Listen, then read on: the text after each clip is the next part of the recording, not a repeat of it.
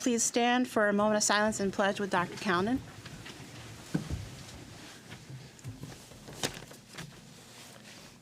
So let us hold in our hearts the sorrow of the people of Southern California, who for so many days have been forced to endure devastation wrought by wildfires of unimaginable and historic proportions.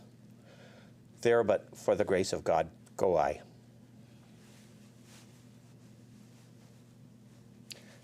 Pledge.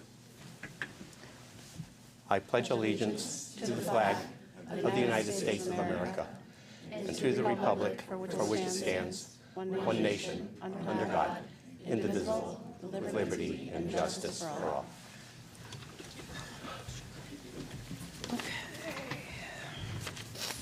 Fire evacuation announcement. In the unlikely event of a fire, you can exit through the rear doors of the chambers and go out to the parking lot, or you can go out these doors over here, take your first left, go down the stairs, and out to the bottom parking lot. Kathy, can we have the roll call, please? Dr. Callan, Here. Mrs. Cushman, Here. Mr. Gauss, Here. Mr. Kober, Here. Mrs. LeBlanc, Here. Mrs. Pickett, Here. Mr. Ryder, Here. Mrs. Acree, Chairwoman Riley. Here. Okay, item number 6, board guests. Item A is Best Buddies. Mr. Macchio, we've got JFK Principal Miss Brown and Best Buddies. Absolutely. We want to welcome JFK Principal, obviously, Sarah Brown, along with her Best Buddies Club advisors, Amy Santinella and Katie Fitzgerald, as well as many of the kids from JFK's Best Buddies. They're going to do a little presentation for us and recognition being awarded. All right, good evening. I just want to take a moment to thank all of you for allowing us to come here tonight. Before I turn it over to the advisors and to the students, I personally just want to thank our advisors. We have 2 here tonight, Amy Santinella and Katie Fitzgerald. But at home, we also have Janice Serrato, Sarah Simeone, Samantha Hannigan, and Katie Warden, and I just really appreciate all of them. They do a lot within the school day, but they also do a lot outside of the school day for our students. So very appreciative of everything that they do. And then most importantly, our students. A lot of them are here, and they're going to be doing most of the speaking tonight. But we have about 100 kids that are part of our Best Buddies chapter. So a lot of them aren't here, but they're probably watching from home. So hello, everyone. But we are really, really proud of our kids. They're constantly promoting kindness and acceptance within our community here in Enfield. So I thought that it would be great for you to hear all the wonderful things that they're doing. So I'm going to turn it over to Mrs. Santinella and Mrs. Fitzgerald now. All right, thank you so much. And again, I wanted to say thank you again to all of you as well, because I know it's a very busy agenda and a lot of tasks are at hand, but I'm extremely thankful that you're willing to take the time to see the amazing things that we are doing in Enfield schools, particularly JFK with Best Buddies. So thank you again for this time. I want to make sure that some people who support Best Buddies are recognized. It's quite the undertaking to have this, unfold, but I do want to say a huge thank you to Dr. Barrios. When I came to him with this idea, he said, "Tell me about it," and I gave him a presentation, and he said, "Go with it, run with it," and it's been quite the road, ups and downs, COVID being a huge one of them. But like Sarah just said, we are standing strong with over 100 members of our chapter. So that is a huge testament to A, the students that want to be a part of it, B, the students who are a part of it. You have to have certain qualifications. You have to uphold the kindness part of the Best Buddies organization. And so that's a lot of members, and we have a lot of kids to be proud of.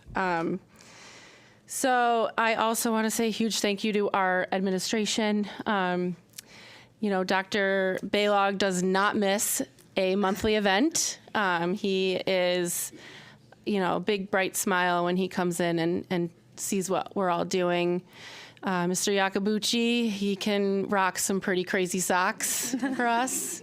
And Mrs. Shell is new to the building, but she's already, stepped right in and just shared with me some things that kids are doing that are kind. And, so she's taking right to it. And of course, Ms. Brown, I thank you so much for, the crazy ideas that I might have sometimes and, school-wide initiatives that we want to put forth. She's just so supportive and says, go for it. Let's do it. We do have one coming up soon for Katja Being Kind for the Kindness Week. So she's all in with supporting us, and I really thank you for that.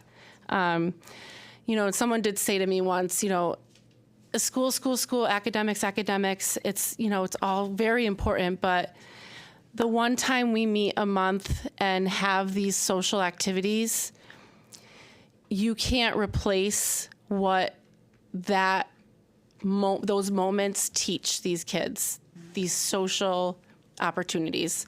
So yes, we do miss a class or two once a month, but the experience and the learning and the socialization and the friendships and the bonds that are made are just, you can't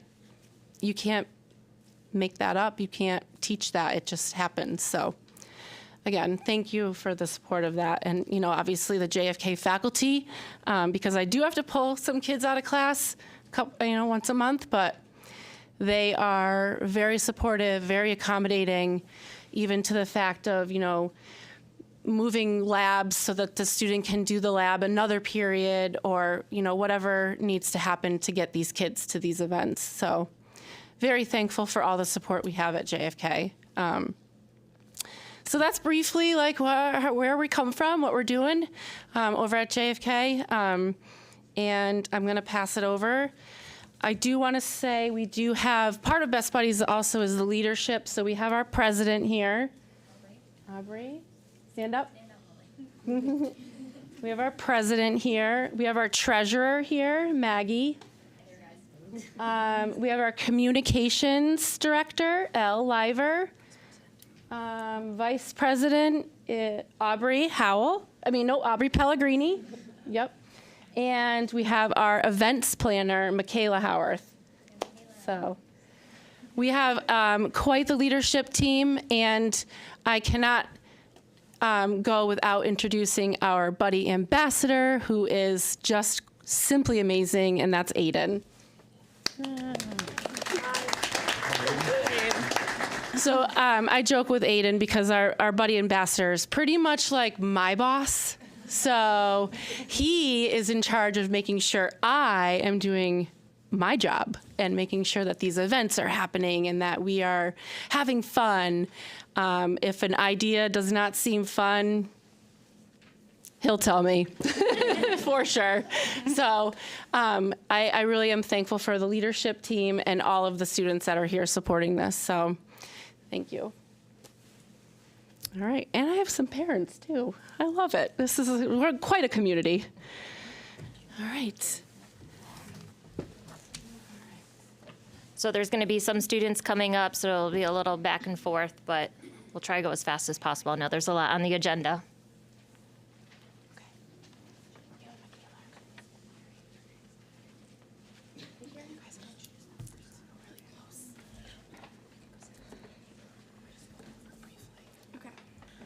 Say your name. You say your name. Go ahead, Carrie.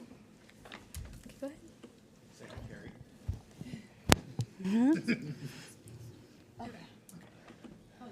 Wait, how do I use this? Would you rather use this one? Okay. Okay. So you want to introduce yourself? It's already in there. Okay. You got it? Go ahead. Just say my name is Carrie, and we're gonna tell you what's in our slideshow today.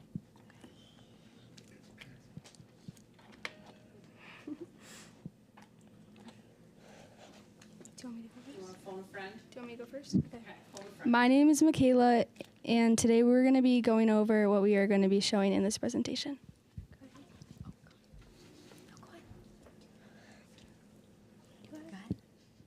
My name is Carrie. It's on. Yes, on.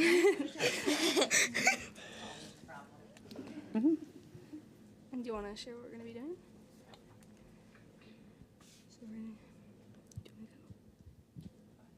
So we're going to be talking a little bit about who we are as Best Buddies. Want to say the advisors? Talking about the advisors. You got it. You got it. A little bit about the advisors, the activities, some more school-wide activities, and some standouts, and a big thank you to everyone.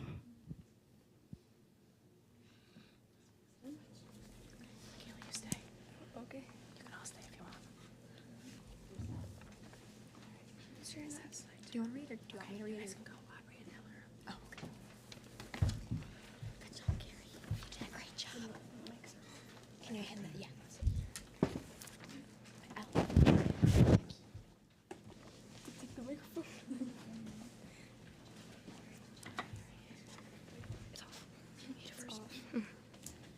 Hi, my name is Elle Liver. Hi, I'm Aubrey. So Best Buddies is an organization dedicated to pairing peers with special abilities with our best buddies, or our our peers. Okay. Our Best Buddies Middle School chapter focuses on one-to-one relationships and developing friendships. Not only that, but Best Buddies is an adult-wide thing. You can do it in high school, in college, and as an adult with parenting and friendships. Yeah. Okay. What do we say? Did you do the JFK chapter? Did you do the chapter? Yeah. All right, so like they just said, there are opportunities for when the kids get older, you can go in the workforce. I know the ladies here might love the Sephora, so you can actually go and eventually work when you get older and have a job and be a peer mentor throughout Best Buddies programs. So companies like Sephora, Coca-Cola, what's the subs? Jersey Mike's. So a lot of the places that you might work through college and when you get older, you'll be able to help out as Best Buddies. So there's inclusive living.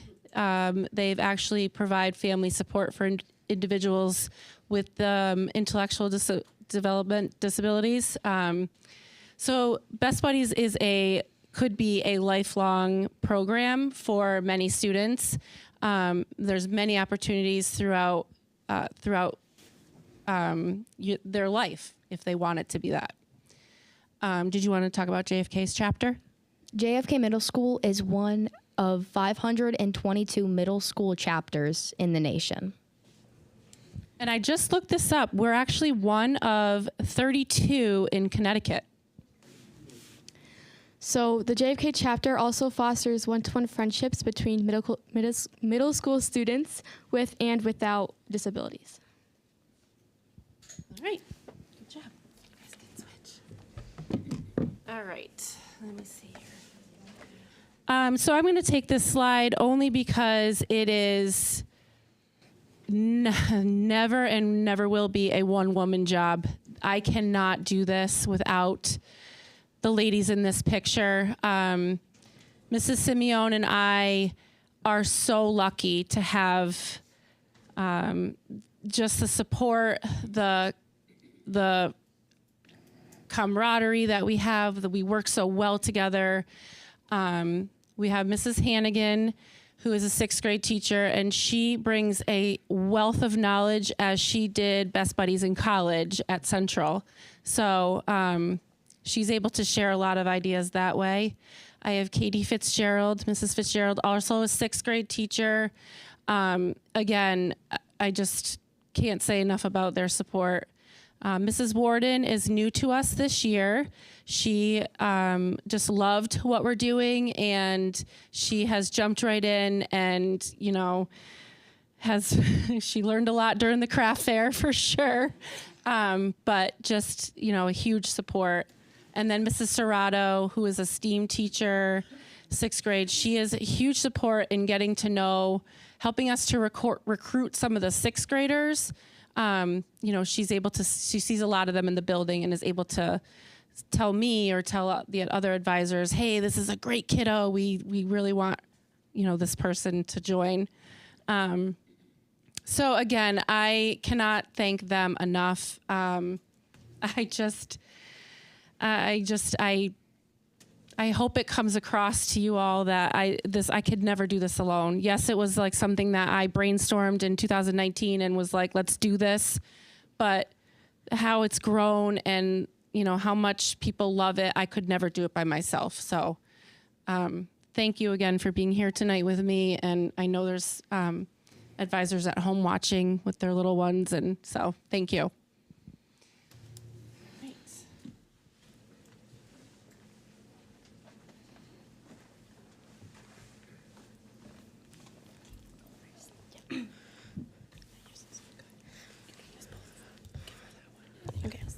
Hi, my name is Nellie. And my name is Doma, and I'll be letting you some of our events that we host school-wide. And one of them includes Rock Your Socks. It's a fun, easy way to celebrate World Down Syndrome Day. Even for schools, workplaces, and even families celebrate them. A chromosome is what makes us all unique. People with Down syndrome have an extra copy of chromosome number 21. There are a total of 3 copies of the first 21st chromosome. We celebrate on 3/21. How awesome is that? One of our other events is the food drive. It's a school-wide initiative hosted by Best Buddies members to collect donated food, organize it, count it, and donate it to the Enfield Food Shelf. We enjoy making posters as a group, advertising, signing up to, working the collection in our wings. It has been highly successful to talk about others' kindness, and thinking about others during a time of thanks. We donated about 1,500 meals to families in Enfield. So this is our 3rd year doing the JFK Best Buddies food drive, and it obviously you can see in the picture, unbelievably successful. The kids share it with each other. They post it on their social medias. They talk about it, you know, with each other's friends. They see it in the hallway. So it's a huge school-wide initiative that just promotes not only the fact that the Best Buddies kiddos are leading it, but that they are, you know, doing this hard work that, you know, a lot of adults can't even do. Some just lifting boxes and sorting. And so over the 3 years we've been doing this, we've donated about 1,500 meals to Enfield families. So it's a huge success.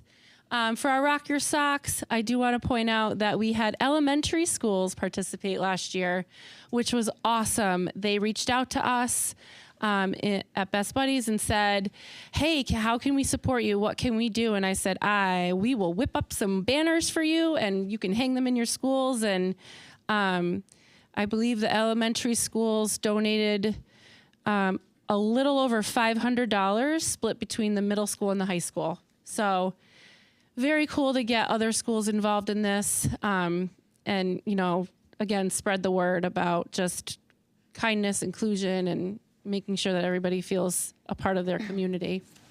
So thanks, ladies. Good job.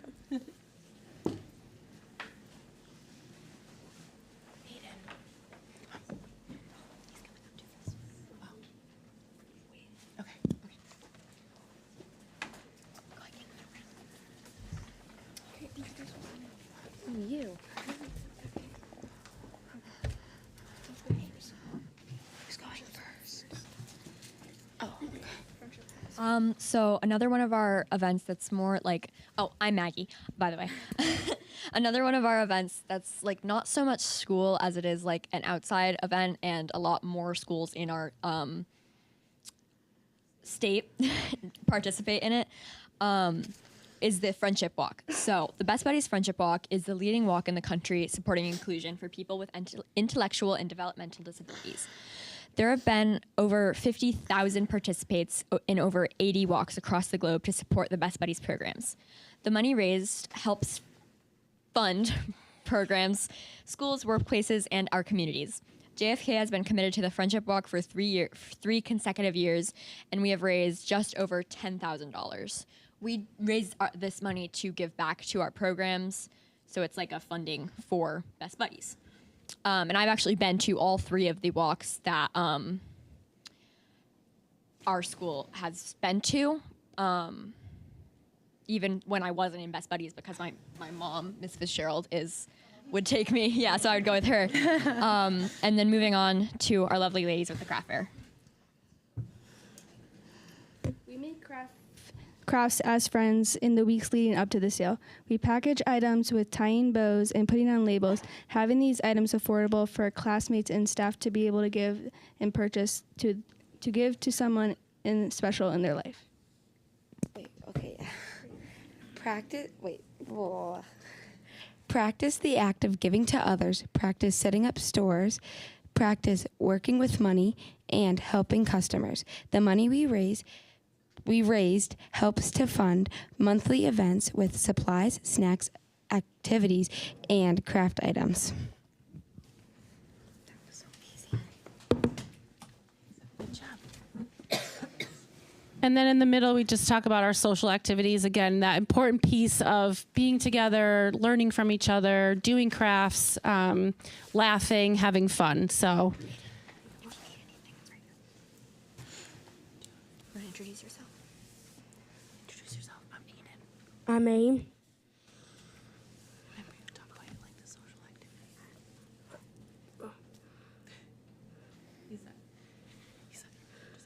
Okay. So why don't you talk about some of the social activities we have? You don't have to read it. No worries. What's our coming up one on Thursday? I'm gonna make sure you hold it up here. Secret Santa. Yeah. Can you talk more about that? So like, what is our Secret Santa? Can you explain it like? Getting gifts for everyone. Yeah. Having fun. Yeah. Well, that's a big part of it. Mm-hmm.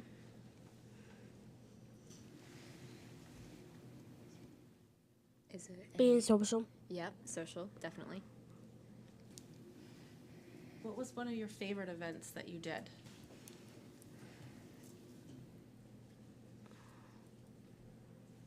To paint.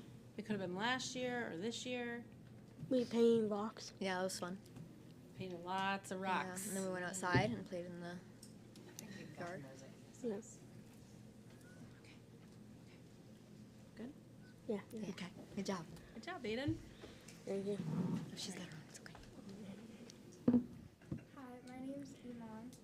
During these social activities, we get together monthly, and it helps to build friendships. You can make new friends during these and try many new things. We also make posters and hang them around the school.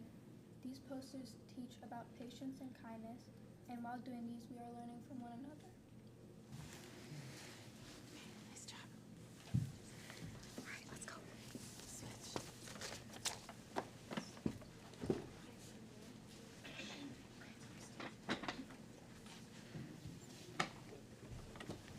you want to introduce yourself? Sure. Hold it really close. Talk loud like in the announcements. My name is Tanya. Reach up, look up there. School-wide service projects. Where? Kindness Week includes the entire school. Random acts of kindness wall poster. We use National Days, National Compliment Day, National Pretzel Day. Good job, Tanya. High five. Our why. Our school projects, such as the food drive and kindness challenges, allow students within our school community to develop empathy, leadership skills, and a deeper appreciation for diversity. So having Best Buddies in our school, it really just promotes just having a kinder, more inclusive school environment as a whole. And the students, no matter what, they know that they belong. It really shows the kids that it's their school, right? It's no one else's school, but it's their school. Right, Tanya? Right. Right. Good job. Okay, ready? Come on. Good job. So I think, how do I do this? Did you have fun? How do I? We wait for somebody to fly in from down the hall. Just keeping it real. So just to finish out, a quick little video that shows everything that they do. Yeah, the new guy. Did it go? Oh no.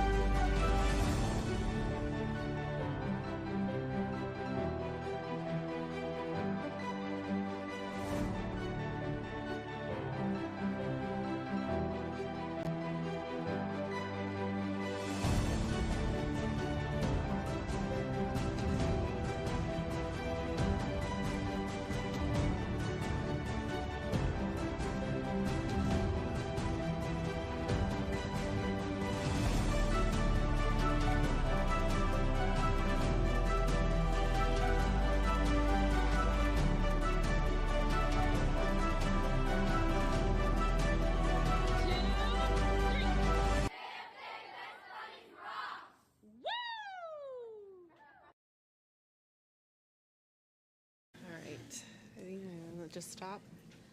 Ooh. Yep. All right, so that was the video that I used to submit the Connecticut chapter leadership asked for me to, they were so impressed with our work that they wanted me to submit the national contest. So unfortunately, we did not win the national contest. There's always next year. But we did win the outstanding chapter for the 2023-2024 academic school year for Connecticut. So,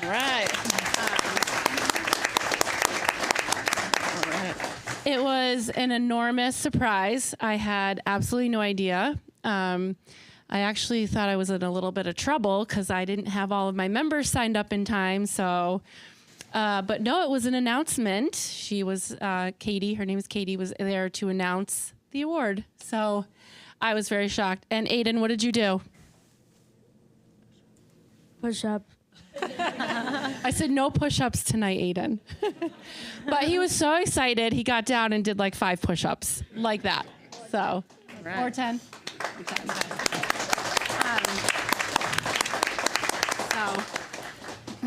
Thank you so much for letting us present. And, you know, I am, again, just so, this is my baby. I love this program. And I think everybody knows, right?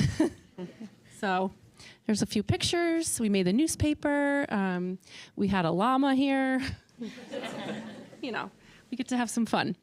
Good job. Awesome. All right. Do I just turn this off? And then, where do you want to go?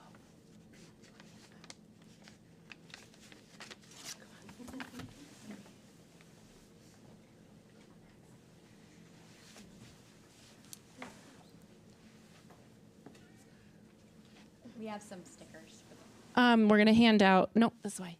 Oh. Shoot. Oh. So I have some stickers for you all to have.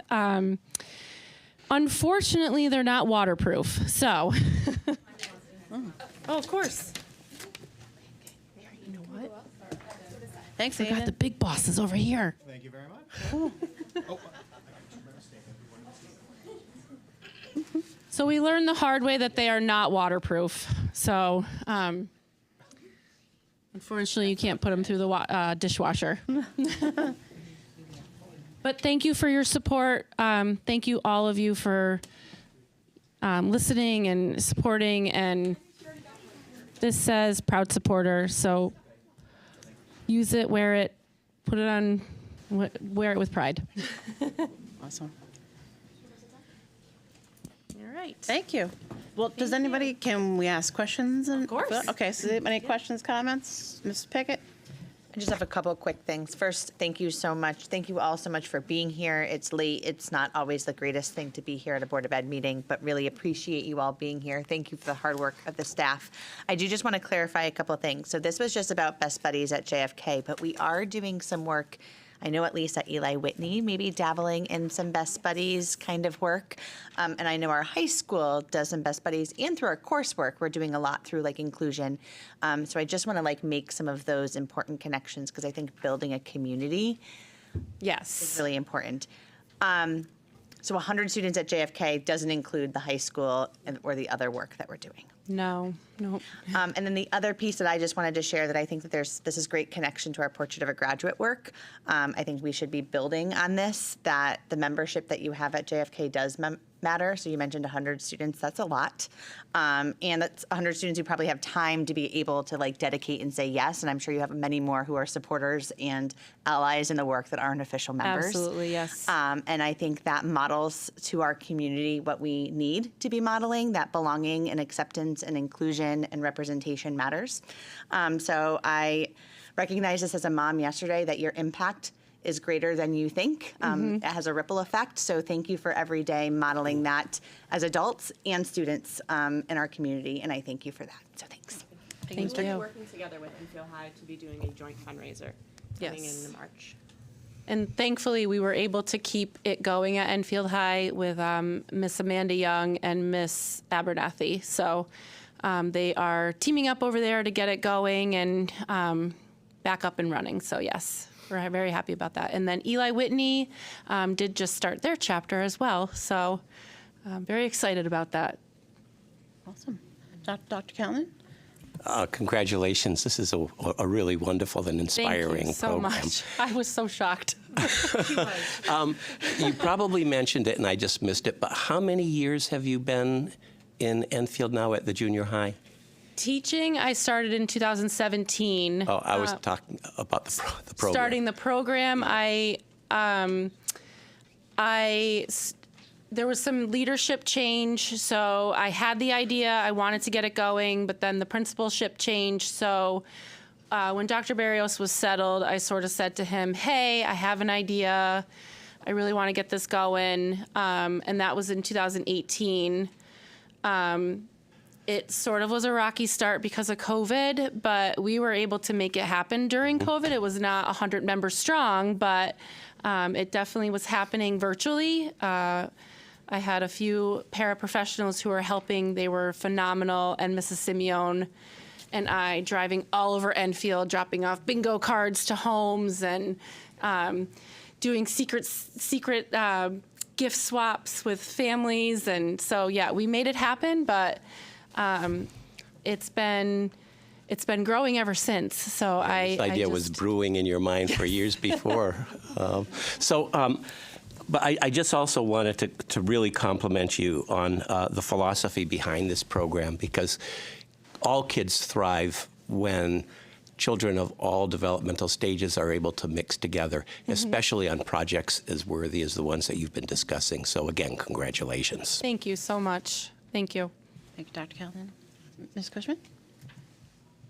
Thank you for coming, and really to your team. Thank you for each one of you taking a part in the presentation of it and just watching you interact and encourage one another, because coming up here can be a little nerve-wracking. So that was really great for you to be here. But I know you had mentioned about having, an event once a month, but are there other intentional opportunities that they have to be interacting within the school days each week? Yes. So we do lunch bunches. We have the kids, and these are all strictly voluntary. So they can come and spend lunch in Mrs. Simeon's classroom or my classroom. I do have specific periods throughout the day on Tuesdays and Thursdays where I have kids come in and help. We have sort of like breakfast buddies. They come into homeroom and hang out, and they'll go down to breakfast in the cafeteria together, or they'll come back and have it in my classroom or Mrs. Simeon's classroom. It's a good social time.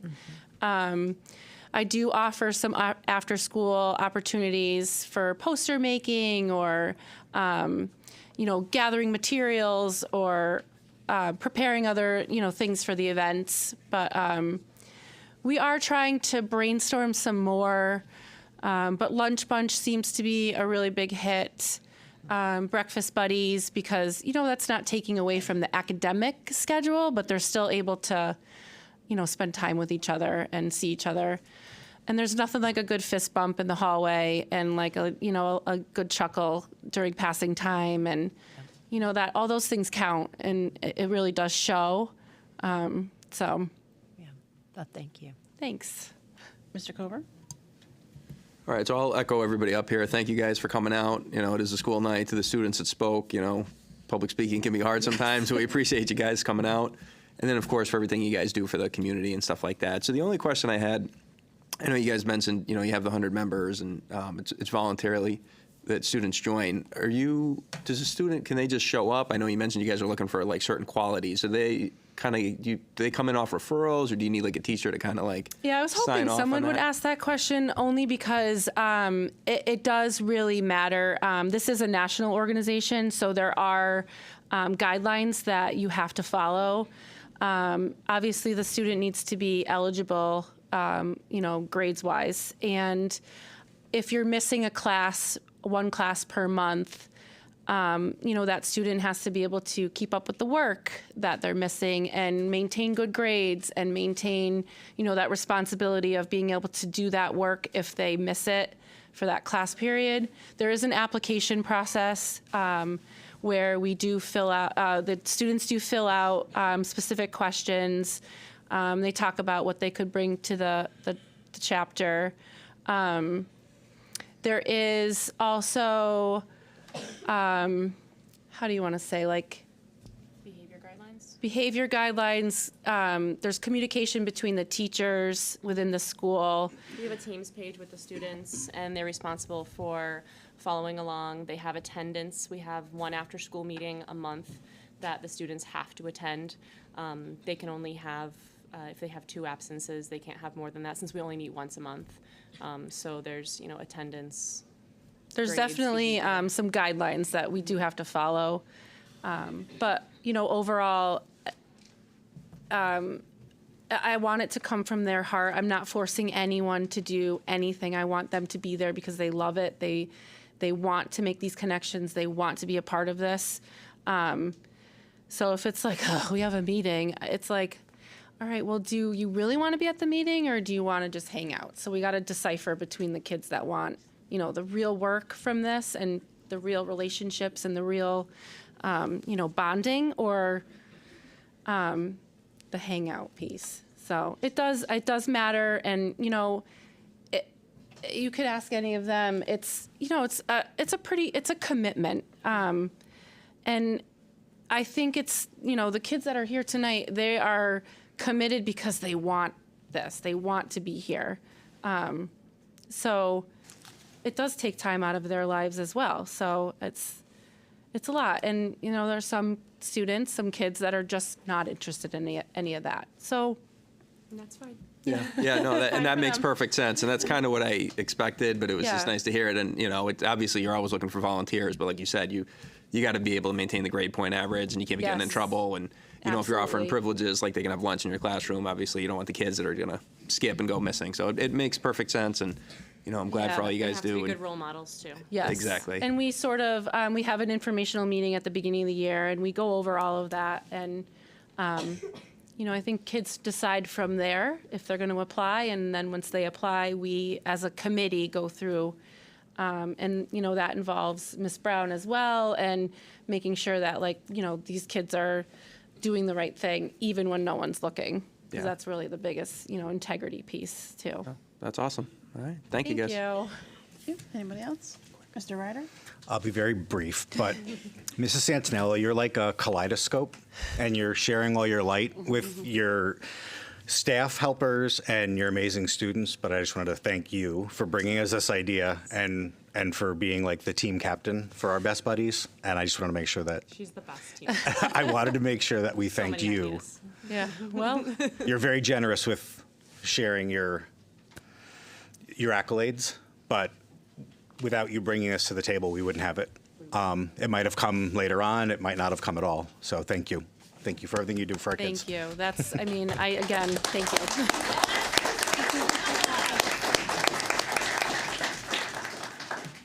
Mrs. Blake? Yep, just a couple quick things. Best Buddy continues after high school through Allied. So it even continues into adulthood, which is amazing and wonderful to hear. I always say when we have students come and present, I know that you guys are the facilitators, but I love student-led events or student-led clubs, because that's where the camaraderie builds and that's where the bond builds among the students. One of the things, I can see how proud you are of the students. And when you did this, you were saying, oh, I want to do this for the students. I want to do it for our school community. And I see the pride, because what the Best Buddies don't realize is how much Mrs. Santinella and Ms. Fitzgerald and all the advisors are actually getting out of it. As adults, it's easy to be busy in our lives with our kids and teaching and all the different things. You're doing it for the kids, but it's really you that's learning. Yeah. And you're teaching us to remember kindness, innocence, empathy, and compassion. And that's why you're so prideful, and that's why we're so prideful. When students come in here and present with like Best Buddies or our music students or any of our students, it reminds me that our future is bright. And you are our Absolutely. future leaders, and I can't wait. So thank you all for being here. Awesome. Thank you. I'm very, very thankful for all of them. Great job, you all did. And the parents here as well. I have so many wonderful helper parents who come, and I'm very thankful. Awesome. Dean, you have something? I'd like to echo a lot of the things everybody says about how great the program is. And it also sounds like this could be a budding career for a lot of these kids. And specifically for the kids that came in tonight, it's not easy to come up. And if you came up to the desk, if you had a hard time speaking, you still did great. It's not easy. Sitting in the audience is one thing. Walking up in the middle of a bunch of adults in a big circle around you is not easy. I'd be proud of coming up and doing what you could. Yes, I did. I said, don't be nervous. Just take a deep breath. And here I am like. So, Thank you. yes, thank you. They did a great job. They did. Yes. Yes, they did. Excellent job, guys. So I only had, Everybody get a sticker? yes, but I had one question. Well, Mr. Ryder wanted me to ask it, but I want to ask it too. Do you guys have a fundraiser where we can purchase shirts or sweatshirts from you guys? We were just talking about that. So, yes, we have many new 6th grade members that would like some swag, and I would really like to do an online fundraiser this year so we can offer it to the community. I did offer it to the high school last year, but it was paper forms, and I got to get up with the times. We will work on that. We will get it to you. All right. So we're going to do some sort of online, where am I going with it? Some sort of online fundraiser, and you see some of the gear that they do have. It's, yeah, so. Good stuff. Yeah. Awesome. Thank you. Yes. Know about any Yes. fundraisers. We will. Thank Share you. and stuff. Thank you. Excellent job. Thank you. Thank you so much. Thank you.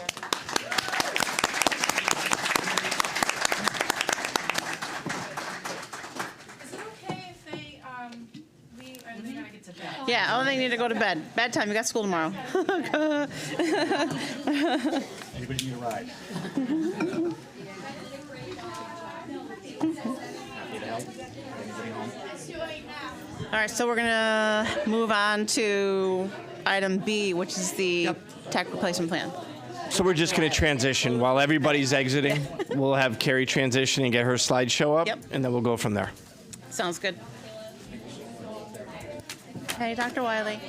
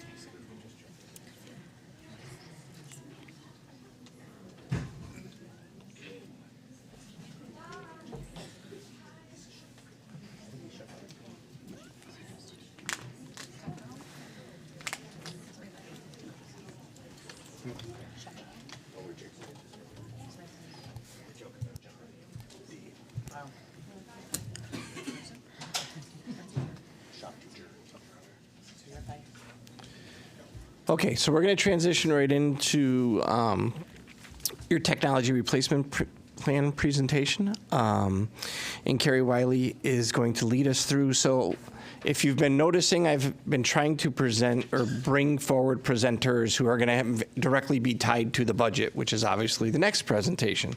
But we have come a long, long way in the course of the last 5 years, and she's going to sort of take you through that journey and sort of lay the groundwork for why we believe as the Enfield Public Schools that we need to continue going down this road, and sort of like the vision for how we can make that happen and make it happen in a way where we're not always on a roller coaster of purchasing and not purchasing. So with that being said, it's all yours. Okay, so thank you all for having us here tonight. We are excited to present a technology replacement plan. And with me tonight, I have Nick Flynn and Sarah Brown to have for support. They are going to have content integrated into the presentation, as you will see, but they're also here for questions as they may arise. And there was a lot of celebrating that just happened here. It was some great things that we were just hearing about. And the first part of this presentation, our hope is to continue that celebration. We want to start off and take a step back before we get into the technology replacement plan and talk about the why. So we will be showcasing how technology impacts learning for each student daily, and to do so, we have woven videos throughout the presentation. So we're going to jump. Oh, it helps if I actually move forward. I got both of my devices going. Yeah, that sounds fantastic. Thank you. All right. Can you hear me at all? Is that better? Yes, that's better. Then ETV I can can hear move you. closer too. Yes. Okay. All right. So we are going to jump in with a showcase, and we will be focusing on 3 themes tonight. The first is how technology enhances the curriculum in all content areas.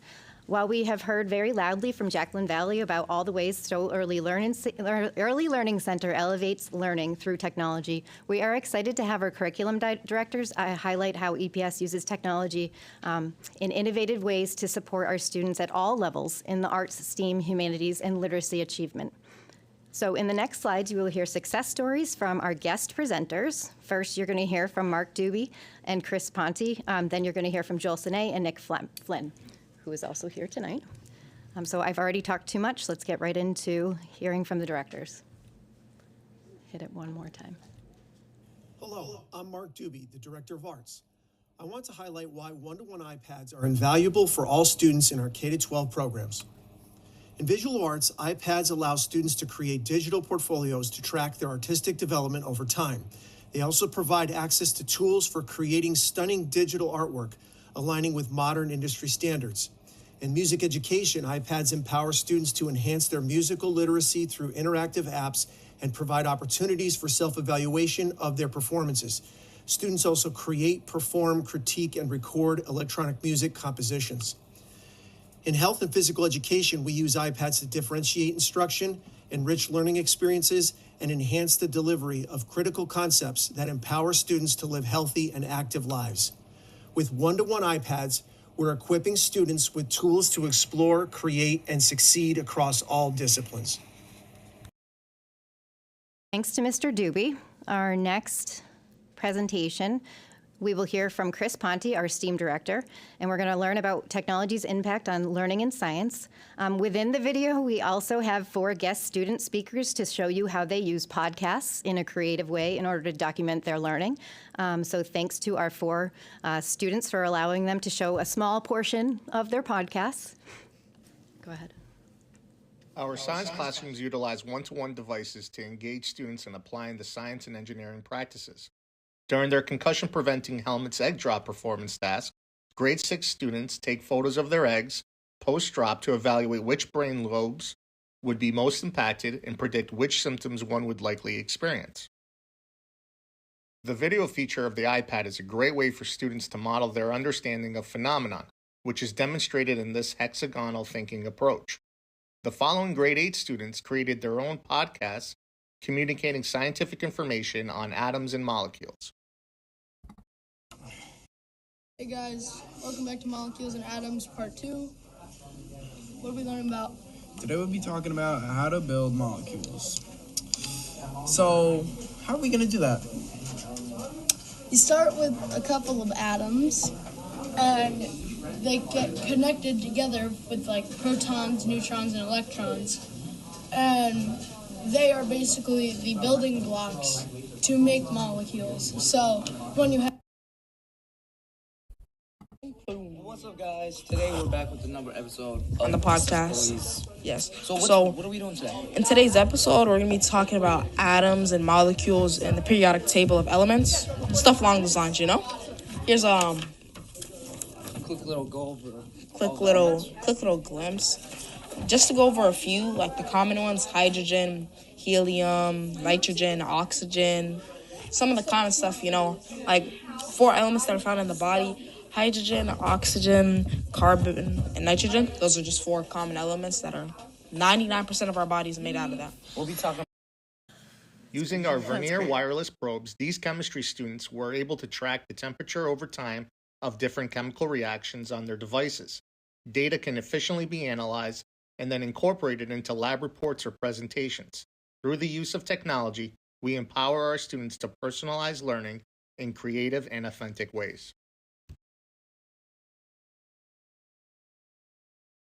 All right, so next slide. Okay, so I don't know if you knew about the 99% of our body making up those elements, but I learned about that.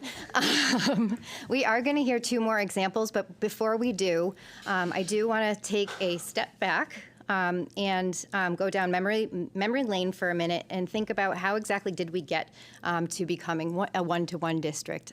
So I did a little bit of research in jumping into this role and looking back and taking a look at how exactly that happened. And it looked like in 2012, district-level admin that were here began a committee to research the possibility of integrating one-to-one devices for all students in Enfield. And as a first step, teachers were offered with the opportunity to take part in an iPad consortium. During that year, they had to submit a plan of how they would use the devices. I guess there was 88 teachers that submitted plans. From there, a number of them were selected, and they continued to meet with the district-level committee about the impact. after a successful consortium. It was offered again in 2013. And it is my understanding that, though I was not part of the conversations at that time, that the district continued to meet as a committee to create a plan to moving toward a one-to-one district. I was told some of you may have actually been on the committee during that time, so you may remember more than I do. Definitely. But that's the research that I found out. So a next major stepping stone toward the goal of deployment of one-to-one devices was at Enfield High School in 2019. Every student and every teacher had a device at that point in time. Teachers received professional learning and started to run with and learn how to use the devices effectively. Next, we all know what happened in 2020. And through COVID funding, the plan to become one-to-one as a district was expedited out of necessity, just like it was for every other district. But upon returning back to school, we now focused on honing our expectations, spreading best practices, and expanding the use of the devices beyond just simple access to applications. Students started to use them to communicate for their learning in different ways, like the examples you just saw with the podcasts. Teachers started to realize the options for personalized learning and differentiation were endless with the devices, and that brings us to where we are today. We are here to showcase some of the examples we just mentioned and introduce a plan for sustainability. Next slide. So one more thing before we get back into the fun stuff. We want to make sure that we also highlight the expectations that we have for the integration of technology in Enfield Public Schools. Students and teachers have access to a variety of learning tools, both digital and traditional. Our expectation is that when technology is integrated into the curriculum, it is integrated purposefully to support learning. It is our expectation that students are actively engaged with the curriculum content, as demonstrated by some of the examples you just saw, and hopefully some more that you're going to see tonight. And sometimes we hear the worry about screen time. So we want to make an important note that there is a very big difference between passive screen time and just consuming the knowledge coming from the device. When students are using technology in Enfield Public Schools, it is expected that they are purposely engaged in a learning task that is active. So jumping right into the fun stuff. I just went to the wrong slide. We are going to next hear from Joel Sine, and he's going to give us some more examples about how technology enhances the humanities curriculum. Go ahead. To extend the learning in the social studies classroom, our library management system offers a world of resources available at the student's fingertips. Here you'll see our social studies student doing further research on Latin America right on her iPad in the classroom. This gives her access to everything available in our Enfield Schools libraries. In social studies at the elementary level, our students create and edit their own videos for the Kid Governor program. Here you see a sample of one campaign video. In the world language classroom, the iPad offers a unique ability for students to speak in a second language, record their voices, edit their spoken word, and discuss the recordings with their peers and allow the teacher to review what they have recorded.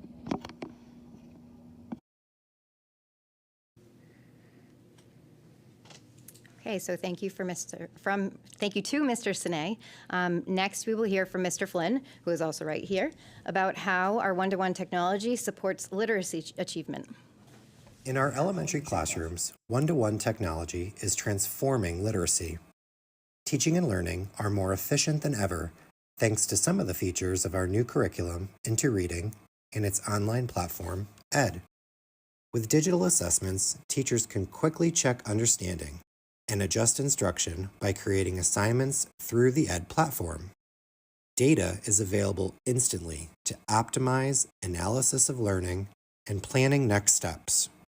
Technology enhances the accessibility of learning material through audio and visuals to support developmental literacy skills, like blending the sounds in a word.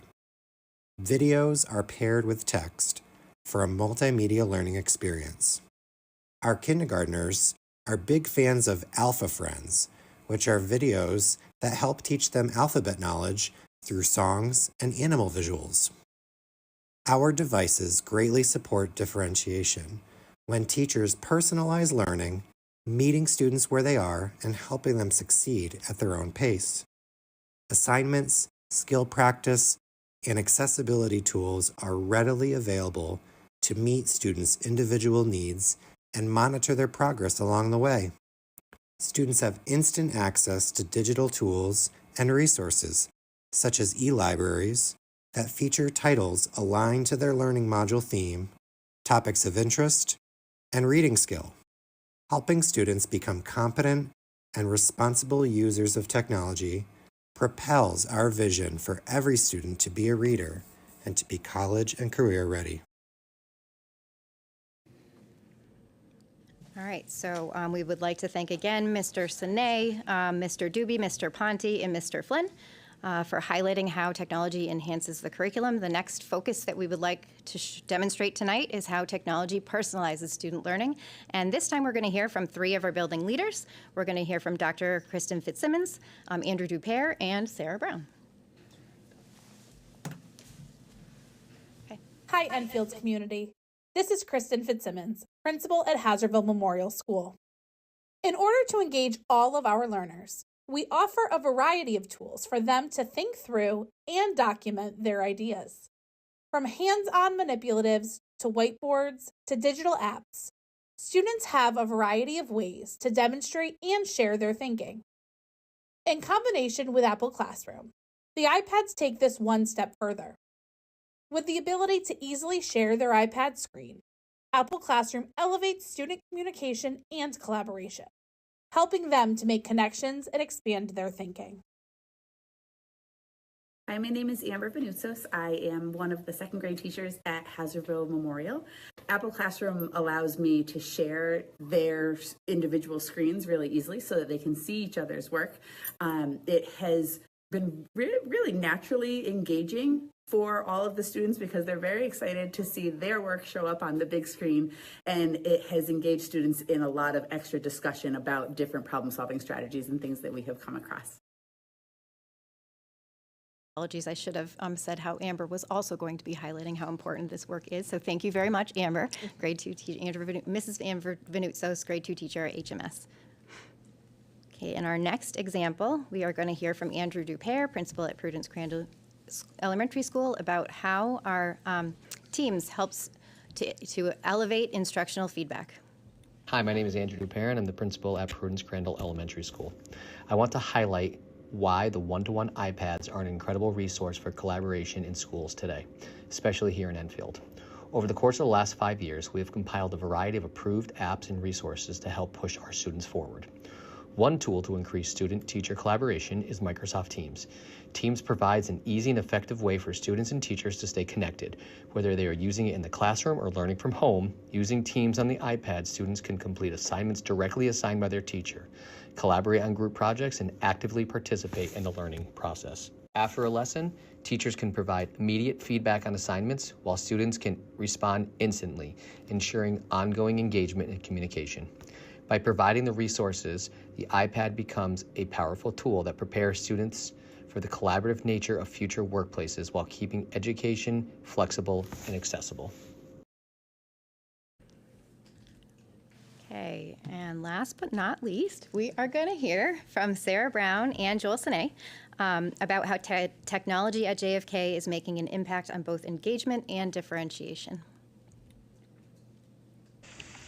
Hi, everyone. This is Sarah Brown, principal of JFK Middle School. In my travels into classrooms throughout the building, I constantly see examples how the one-to-one devices increase student engagement. They provide ways for students to be immersed in the topics they are learning, like this example of a virtual field trip using Google Earth to learn about ancient civilizations.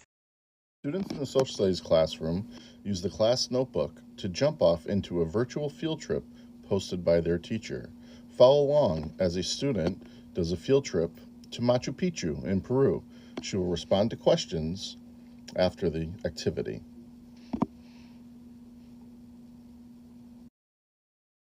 You can see the real-world application of the iPad to give students a perspective otherwise unavailable.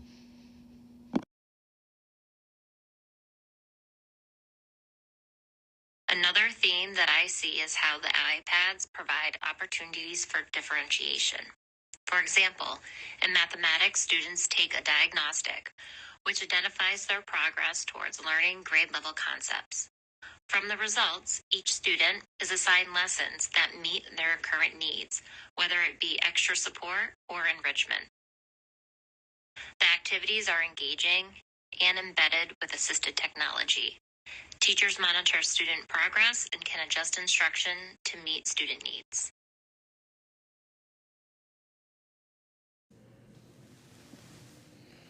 All right, so those were two of the themes that we wanted to highlight tonight.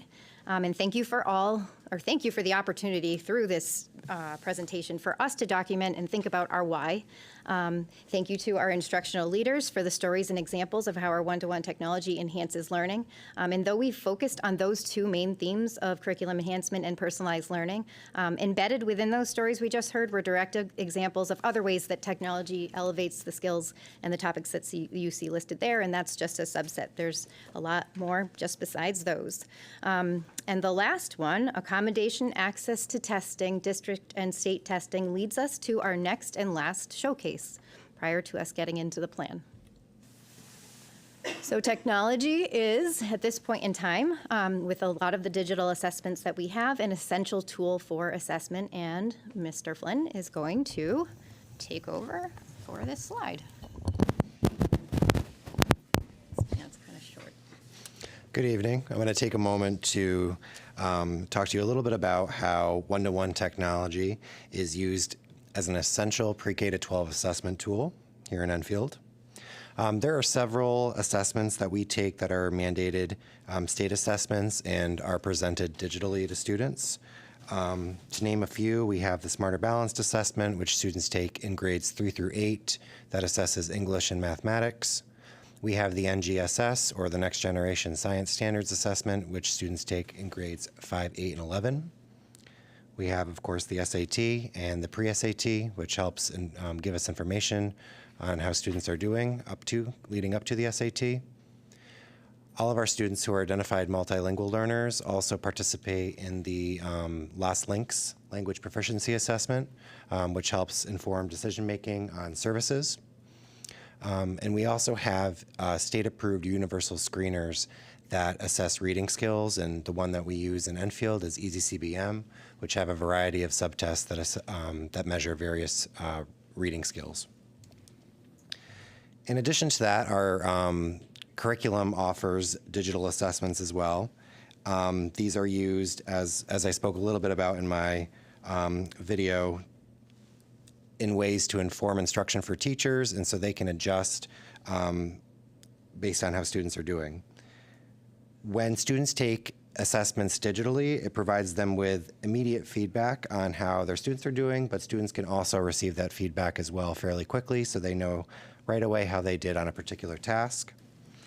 These assessments track performance across the grade level standards over the course of the year, and they pinpoint strengths and areas in need of reteaching. One-to-one technology is also used to enhance skills, and there are some apps that work really well to do so, such as iReady. We use Lexia in reading, and we also provide students with tasks that help them have similar experiences to what they'll have on state assessment, so it's not the first time that they're seeing certain things. We want them to perform their very best, and we don't want them to be confused by the formatting of assessments. So one way we do that is through interim assessment blocks. These also serve a dual purpose of providing students with tasks that assess skills that they're learning in their classes. As was mentioned before, informal assessment and ongoing assessment are ways that technology is used regularly, and one of the best ways to do that is providing students with real-time feedback on a writing assignment.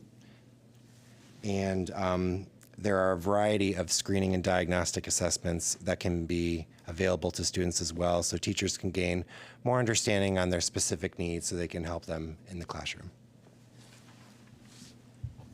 All right, so thank you to Nick for that. And I also want to say kudos to you for those of you that could read the half of that slide. That was all me, and it should have been easier for you to read. I will make sure that it's fixed for when it's sent to you.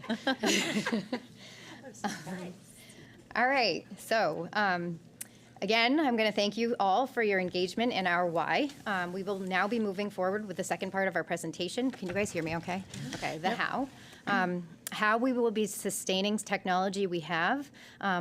But before I go on, I also would like to note that the presentations made tonight by all of our leaders were made with applications that students currently utilize and continue have access to through the devices each day.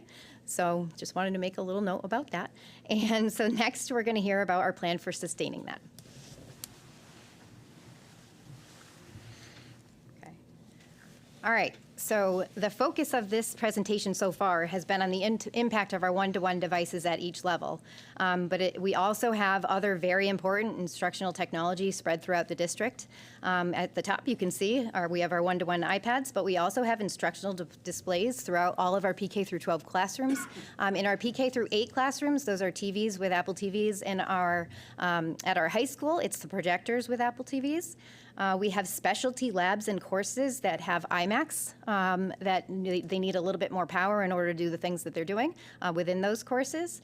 And we also have a lot of other supporting technology that helps us do all the things that we have and makes it all work together.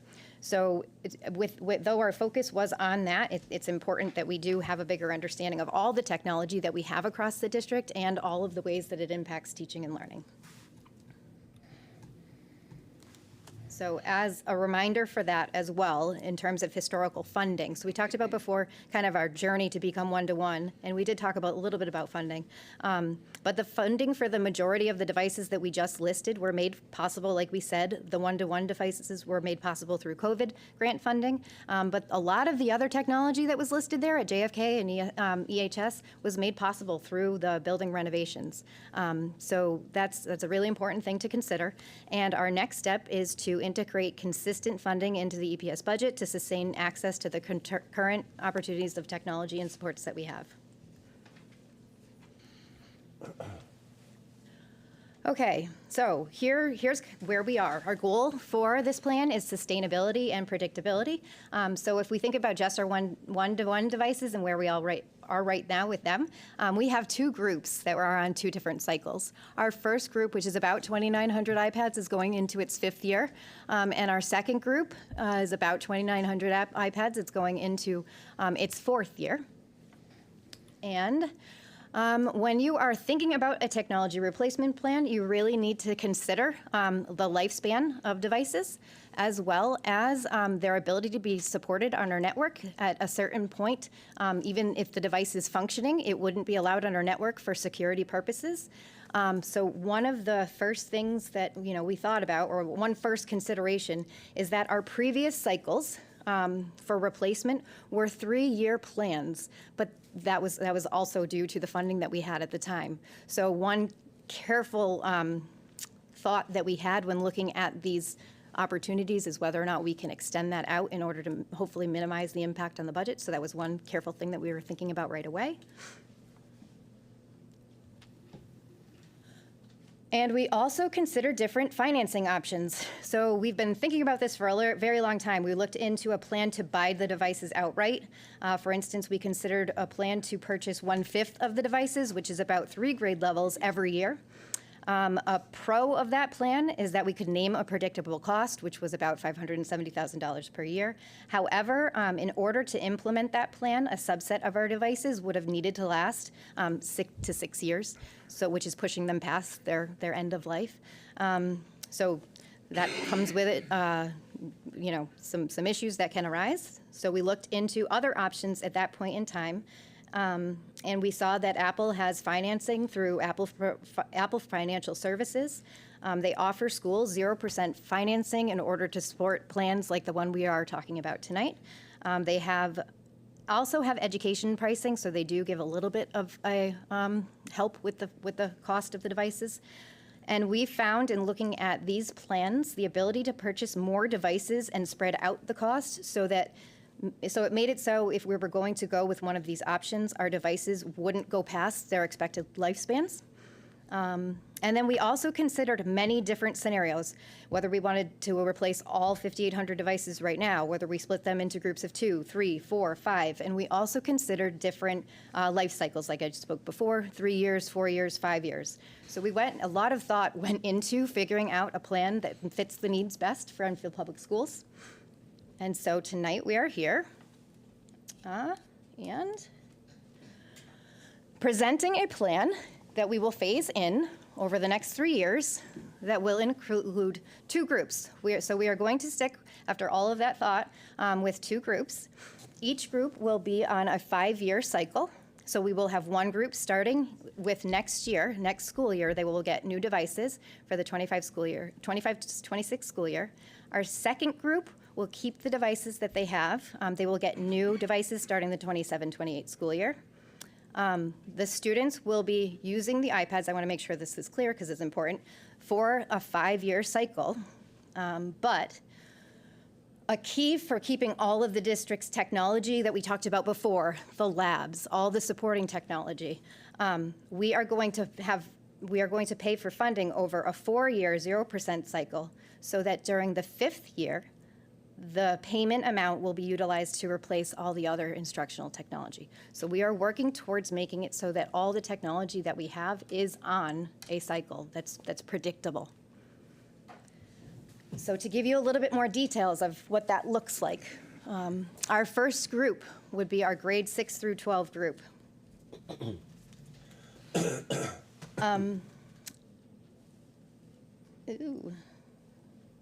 One thing that I don't want to forget, you can see at the top, it breaks down the total cost of each device and the components that we have. So this is for cases, this is for deployment, this is for the device itself. We will not be buying any of those other different cases because the other cases don't have iPad keyboards. You'll see those in the next one for PK through 5. But you can see the total cost. And then about halfway down, you're going to see where we estimate trade-in proceeds, because when we collect the devices at the end of this year, we will be trading them in. We've worked with a company in the past. We've worked with a couple in the past. Refresh Check was the one that we've had the best trade-ins come back, and we anticipate an estimate of about $216,000 in trading in the current devices that we have. That will offset the total amount of the lease or of the financing that we're going to have. After it shows you the payments that would happen over the 4 years that we have, and Apple does guarantee a buyback at the end of 4 years. We don't anticipate that we would take advantage of that because we would anticipate that we will see more from the trade-in from the other companies that we've worked in the past. And then if you take a look at the information of total cost of ownership at the bottom, it shows the impact spread over 5 years, because again, the students will be keeping them for 5 years, even though we're paying it over the course of 4 years. And it shows the impact for each student, a little bit more detail. So that's the first group. Our second group is going to look a tiny bit different, and I kind of noted the reason why in the last slide. For the 27-28 deployment for our grades PK through 5 students, we will be purchasing some cases that don't have keyboards. We found that our youngest learners actually prefer the ones without the keyboards, so that's going to offset the cost a little bit. And you're going to see very similar information. One thing that is different is the trade-in proceeds. Because we are having them keep the devices for longer, we anticipate that the trade-in proceeds will be less. They will still offset the total cost of the loan. And then you can also see at the bottom some information about the total cost of ownership spread over the 5 years in detail for each student. All right, so now what does this look like over time? So as you can see, Group 1's first 5-year cycle begins this upcoming school year. Within the cycle, you can see the 4 years of payments that will be made towards the lease. At the end of the lease, I hope I mentioned, I'm going to say it before, we own the iPads, so that's why we were able to keep them for the 5 years. And then the 5th year's payment will be dedicated to the instructional technology, such as the labs and displays that we have across the district. And then similarly, you can see Groups 2's cycle beginning in the 27-28 school year with the same plan for payments and using the 5th year's funding in a similar way. So we have strategically worked to phase in the impact on the Board of Education budget And as you will see in Mr. Macchio's presentation tonight, we are not requesting board funding for this first year with this plan. The first payment will be utilized out of funds from our district activities account. By waiting to start Group 2 until the 27-28 school year, for the next school year, 26-27, the impact on the board will be just under the it's $274,000, which is 50% of the total commitment for this plan. So starting in the 27-28 school year, the board would begin to see 100% of a predictable cost integrated into the budget that will help sustain the one-to-one devices that we have, as well as the other technology that we have spread across the district. Next slide. And I think somebody mentioned a roller coaster before. This is to try to keep us from being on the roller coaster that we have been on in the past. I went back to 2018 and have, I could give you details on the purchases that are there. The first is the EHS iPads. The next, there wasn't significant things bought, but the big year after that is the COVID funding, which was provided through grant funding. And then from there, you can see where we started to cycle in the iPads. The reason why there's a small amount for the last 3 years is because we've been in the budget situations that we've been in, and we are here tonight to present a plan as it shows to make it so that we can start really sustaining the technology that we have with a commitment to put the funding into the budget. And we phased it over 3 years in order to have the least impact or immediate impact on it. So, next slide. So that is our technology replacement plan. We did the why, we did the how, and we are ready for any questions that you have. Thank you, Dr. Wiley and Mr. Flynn and Ms. Brown, very much. Any questions, anybody? Mr. Ryder? Not a question, but a comment. As far as the iPad cases with keyboards, instead of starting that at the 6th grade level, I would just like to see that start at the grade 3 to 5 buildings level, because I think they're already ready for keyboards. And you know what? I apologize. I think I wasn't clear. If we go back to this one. We have it so that we will be getting the keyboards for the iPad with keyboards for students starting in grade 2. Okay. So starting in grade 2, all students will have keyboards moving forward. For PK, K, and 1, they will be getting the ones without the keyboards, so I apologize. I thought the line of demarcation you were referencing was pre-K to 5 and then 6 to 12. So my apologies. That's something I just wanted to ask about. Yep. Thank you. Okay. Anybody else? Mr. Cover? All right. Thank you for the presentation, Dr. Wiley. So I had a couple questions, and I might bounce around depending who's the best to answer them. So I know when you were talking about the cost of the instructional technology, I don't believe you mentioned because all these devices are connected to the network, like the Wi-Fi and stuff like that. Is that a border expense, or is that partnered with the town, so we're not covering the Wi-Fi cost? That is partnered with the town. So the town IT's department they support all the infrastructure that we have for our networks. Okay. And then kind of the second part of that is also like the software for all the applications and stuff that are like downloaded and licensing and stuff like that. Is that part of our budget, or is that also? This was a focus on equipment. Okay. The software is its own budget line, and that's integrated in the budget as well. Okay. That's in there. Okay. No, awesome. So this isn't reflecting any increase in software. This is focused This is strictly focusing on the hardware side of it. Yes. Okay, that makes sense too. And just to delineate that, like the numbers we're seeing here wouldn't fully be the IT budget because of the software and the periphery stuff.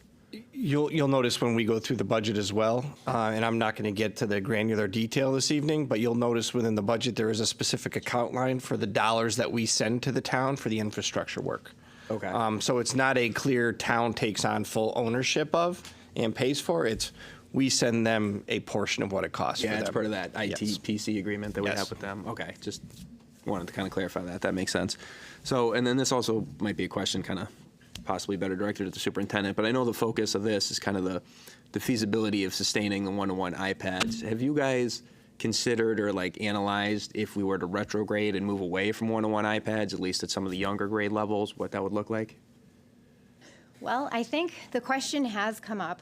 And what we hoped tonight was to highlight the ways that they are elevating learning at all levels, including our youngest learners. the way that it enhances the curriculum, the way it personalizes the curriculum, and I think it's important to understand that we, as stated before, we use them very purposefully. We make sure that the tasks that they're doing are aligned and meaningful, that it is going to accelerate their learning. The data that we get back from the assessments that we talked about helps our educators to know exactly where students are so they can make actionable next steps. For instance, by using iReady and even it looks like HMH, which I'm not as familiar with, the data that it gives them exact topics that students are ready to learn, and then they can make groupings instantly, or purposeful groupings with students. So if we didn't have access to that technology, it would take away all of those things. It would make us less efficient. It would take, to me, would take us steps back. Is it possible? Sure. But if the technology that we have enhances what we have, it makes it so it's more efficient, it makes us more effective, it elevates our ability to provide students with the needs that they have. Okay, no, that makes sense. And this might be more too for kind of like an instructional question, but now do all the kids, like even at the youngest level, are they allowed to take the iPads home? Or that, like at the younger grades, are they stored at the buildings, and then once you get to like the middle school and the high school, they take them home for like homework and stuff? Do you have familiarity with that? Like if there is a break where the students are allowed to? At the secondary level, they're going back and forth the majority of each day. At the PK level, I do believe Jacqueline's moved her building in a lot of different ways. I think they're sending them home purposefully at different points in time. It varies within all of the buildings that we have right now. I think when we kept them home last summer to do all of the updating and everything that we had to do, they were in the buildings. We kept them home for testing, or I'm sorry, we didn't keep them home. We kept them in school to help for cleaning and updating. Then when they continued to be kept in the beginning of the year for testing, I think some teachers sent them home with meaningful things. Some kept them in schools. I think what we'd like to move towards, if you think about the reflections that we've had at Stowe, is they create a wonderful opportunity to build homeschool connection. So that's one way we'd like to continue to see what's happening at the PK level start to grow throughout K through 12. So while we've presented all great and wonderful ways that we are using the technology, we still have fantastic ways that we can continue moving up and growing those. So at this point in time, it can vary in building and by building, and we would love to continue to see some of those things grow.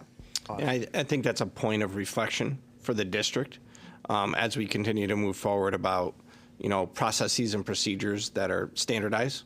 Obviously, coherence among the three different buildings that are K2, or the 3 different buildings that are 3-5. So that's a conversation point that we're having within the administrative team about how we want to move forward and how we would roll that out. Awesome. So just a couple more before I forget, and I obviously don't want to keep us here too long. So I believe you mentioned like the first year using money from the district activities fund. Now, is that funded through, I know the students, they need to, or they're strongly recommended to get like iPad insurance in case something happens. Is that kind of where those funds are inflected into that, and that's kind of what we want to use for that first year? Let me jump in on that one. Okay. Right, so when we've been digging into the budget, I did a very, very deep dive into the district activity accounts as well as the student activity accounts. The student activity accounts are located at the individual schools. So as you collect money from the high school students for a variety of different things, there's a number of different account lines. Those are their student activity accounts within those schools. The district funding, you gave a great example in terms of iPad insurance and things of that nature. Over the course of the years that you've had the iPads and the insurance is being utilized, you're collecting more money at times than is needed for repair. I will say, when I analyze and look at our iPad insurance, we are well below the market rate that you will find out there in many other school districts. So there is a point to be looked at.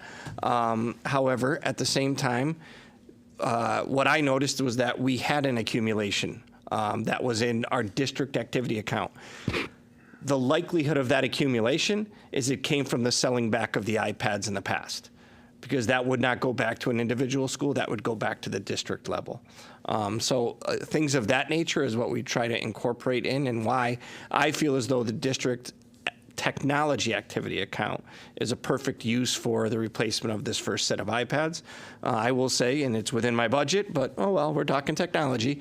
We're also going to utilize a portion of that funding for some of those specialty Mac labs that you saw. So it's, again, how do we, it will be a piece that I keep a close eye on moving forward, because again, it's funds that have been collected for specific purposes, and I want to make sure that the funds get utilized for those same said purposes. Awesome. Perfect. Thank you, Mr. Accio. And not to take away from the budget presentations, so the last thing I want, and this probably up your lane, Dr. Wiley, is I know you talk about like the fears of like screen time and then the interaction, like what they're consuming versus like active learning where they're, you know, maybe they're doing Lexia or something where they're going back and forth, right? So does the district have the ability, or have we pulled like some analytics by iPad usage, like how many hours the iPad is on maybe at each grade level, just to see, you know, like screen time, like, you know, you're on your regular iPhone and it says, you know, you've been on the social media app for X number of hours and you've been here. Do we have anything like that, or is that something we could look at just to? I know you can do it per device. I can look into whether our mobile device management system can. Off the top of my head, I am not remembering, but I will look into it. Okay, yeah, because I think that would be a useful tool, and you know, obviously, if the students are bringing it home and they're using it for personal stuff in YouTube, right? Maybe that stuff we can kind of like take out. But as we talk about like the academic stuff, maybe just to have some confirmation that they're actually using it that much and getting that time in on the device. So we do have, you know, a different, like for instance, iReady. A goal for students to go in is to do 45 minutes spread over the course of a week. So I want to make clear it's not 45 minutes a day. It's 45 minutes spread over a course of the week. So one thing we can do, at least if we can't show you exact, you know, usage over the whole iPad itself, we can get data on whether or not students are meeting that goal, whether they're going in and using it for that specific purpose. yeah, like we're coming in So with the we plan, can- and that we we're can actually get- circling We back. can get data on the things that we are instructing them to do, some of them, yes. Awesome. All right. Yeah. Perfect. I think that's all I got, and that'd be something I'd look forward to seeing. Thank you. Thank you, Mr. Covert. Ms. Pickett? Just a couple of things. First, thank you for your really intentional presentation. I think understanding the why is important for our decision making, so I appreciate the time spent reviewing that because I think it does matter. I also think that we just have to have some honest conversation that technology is here in our lives, regardless if we like it or not. And I think those of us who are in the workforce recognize that these tools and the things that our students need to be ready to be equipped with, we got to start teaching them younger. And in many ways, my kids have been helpful for me as an adult navigating some of this. I do want to just speak as a parent that I see the enhancement pieces of the work. So my son, like a writing task is not something that he is going to be excited about. Sorry, Mr. Flynn. However, he'll put a great PowerPoint presentation together for you. He will research, he will get all of his information out, he will put together slides, and he would love to present that. He will not write you a 5-paragraph essay on it. But I think that there is powerful ways that students are able to demonstrate learning and use technology in powerful, personalized ways. So thank you for the work of our educators working hard to do that. I also think that's probably connected to our personal development and like personal learning plan for our educators. So we can encourage their skills of what that looks like in the classroom. The one piece that I do just want to pause in thinking about the upcoming budget reflection or budget presentation is the predictability of this. So I appreciate that.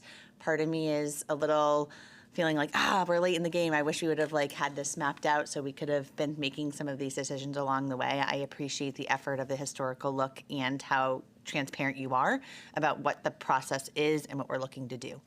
So thank you for that. I value the work that's being done and I also see the value in it. So thank you. Mr. Ryder, did you want to add?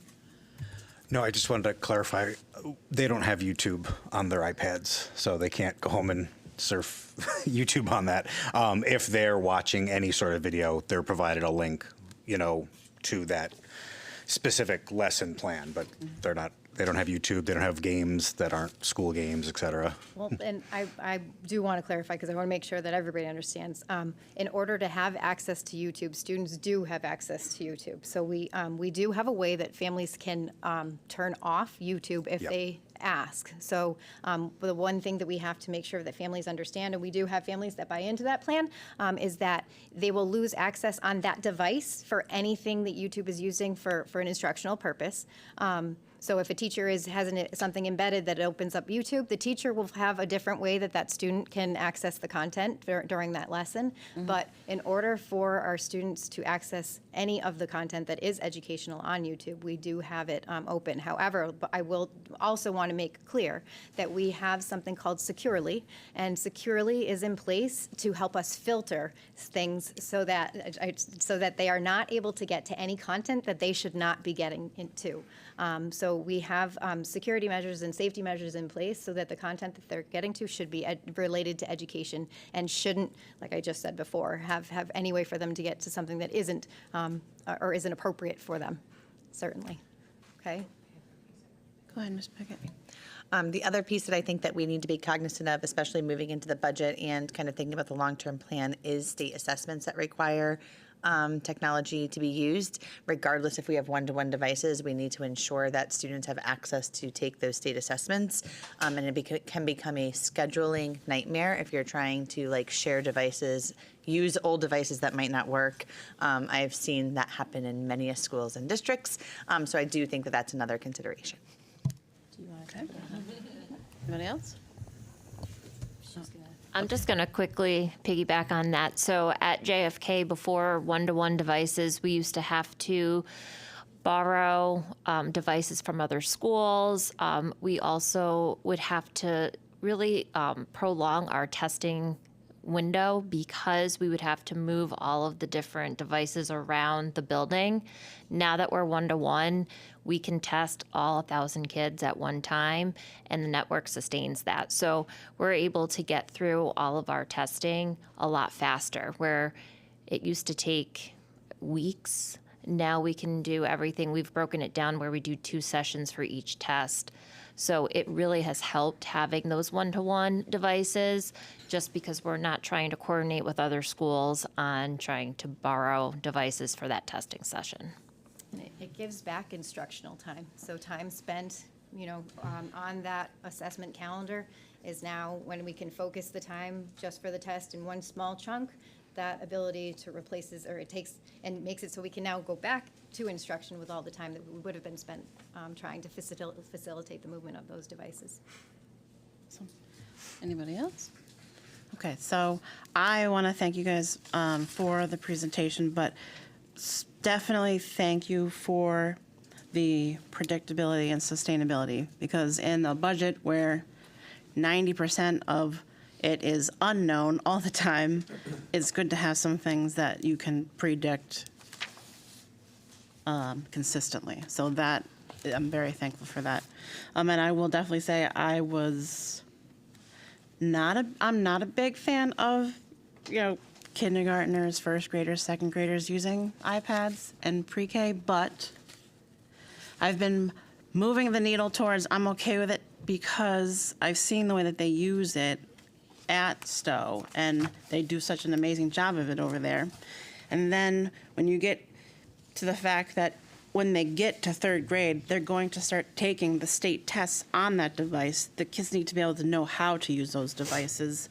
And it's also really effective in reading, because with first readers, I talked to Adrian Snow about it a lot, and they can literally see how well the student is doing or what they need work on. So that is a big thing for that reading. So thank you for your Can I add one go for thing? Nick had talked about how there's the interim assessments for our state testing, and that is one thing that has been very helpful for our students to get to really be able to navigate the iPad better when they're taking these interim assessments, so that when they do go to take the SBA or the NGSS, they've already used a lot of the functions that are embedded within each of those questions. Like calculator can be difficult to navigate, so they've already had that practice time, and that really helps with test anxiety and things like that, where if students don't know how to navigate that iPad very well, they're going to feel more comfortable on the test when definitely. they've had that practice. Take away those hurdles. Yes. That's a good thing. Yes. Just a quick follow-up. So to keep the prices fixed that you quoted us this evening, will you be entering, theoretically, if this is in our budget. Will you be entering contracts that hold that price? Because as an Apple user for 20 years myself, I know that each new iPad's $50 more than the last one. So can those costs be fixed without that? Or how are you able to keep the price what you think it's going to be 5 years from now? So in order, the prices that you saw were utilized in order to predict out to the future. The pricing that you just saw right now really is for this current cycle. So for this upcoming cycle, we know the exact cost of what the devices will be. I used those to help give an estimate of to predict what the next cycles would look like. Thinking about the trade-in value, I actually did reach out to our company and said, if we have the 9th generation iPads and we're going to trade them in 2 years, can you give an estimate of what you think that they would be based on that? But I unfortunately we don't have the ability to enter into a contract with something so far out as to 27, 28. So what's presented tonight is based on what we know and how the financing works so that we can have a better understanding of exactly the type of cycles that we are entering into. I will say that I think it was the other day, if you look at the current cost of an iPad, I think even John Daig made a remark that we were getting it at a lower cost than it had in the past because of the education financing. So Apple, while of course they would love our business and for tons of reasons, I think that they also recognize that there are a lot of districts getting into this. They want to keep us engaged with them as partners, and at least in this case for this budget, or, for this contract, if you will, they have demonstrated the Apple education pricing for that. Okay, so the prediction that I didn't necessarily present a fixed cost over time. It's more of a prediction in order to get us on an understanding of what it can look like if we go with the cycles that were presented. Fair enough. Thank you. Yep. And Dr. Wiley, I just also wanted to thank you for the clarification on the YouTube waiver, because as a parent, when I read that, I didn't sign it, even though I wanted to, because I was worried about them having access to the lessons in class. So maybe we need to rewrite it a little bit more explicit on there, or maybe I just incorrectly read it. But that's important to know that they have other access. That's always a conversation too we can have with our building leaders, with our educators within the buildings, with district leadership, and take a look at maybe we can change our policy for the students at the younger level. So that's always something that can be a conversation. For right now, the way that we have it open so that students have access to the content within it. But that's something that could change if we needed it to as well. Awesome. Thank you, Dr. Wiley. Thank you, Mrs. Brown. Thank you, Mr. Flynn. We appreciate it. Just want to wrap up real quick. Sure. A couple of items. First of all, this is a plan. It would be my plan that we will be, and Carrie loves this part of it, we will be revisiting this every single year moving forward. Because of that exact reason, we want to know and be able to plan and predict for the future should next set generation of whatever come out and what the potential pricing impact could be. So that will be one piece that I want to just bring up. The other piece, and it's not unlike Dr. Wiley not to mention this, but she clearly did not. There is a portion of built-in pricing here for us in terms of the rollout. 2,900 iPads is a significant number of iPads. Your ed tech department in the Enfield Public Schools is Dr. Wiley, one person dedicated to data and state reporting, and 3 technicians. Yeah. So that little, I think it's like $18 or something like that per iPad. Yes. Is well worth it because we don't have the staffing to be able to roll that type of piece out. But it's a testament to her and the group for obviously taking on the challenge even with all of that. And lastly, it's just a thanks to Dr. Wiley for we spent a lot of time going through this, and every time she came in, I threw another curveball at her, or I had, what about this, or how about we go with this, or maybe we could look at this option or that option, or and again, it's about trying to get us to a point where we can strategically have a reasonably steady cost associated. There's going to be fluctuations, absolutely are going to be, but there's not going to be as large of a fluctuation if we don't budget for 2,900 iPads, and then the following year we do. So I think this is a much better position for the districts. But thanks for Dr. Wiley and all the work that she's doing related to it, and all of your staff. Thank you very much. All right, well, thank you all for having us here tonight. Thanks again to Sarah, thanks again to Nick, and And we'll send coffee and donuts when you have those 2,900 iPads you got to work on.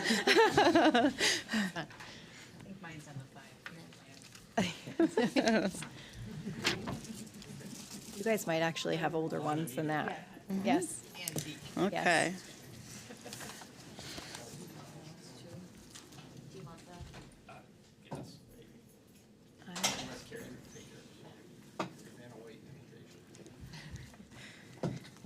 While she's setting that up, if you wanted to Number continue. 7, Superintendent's report.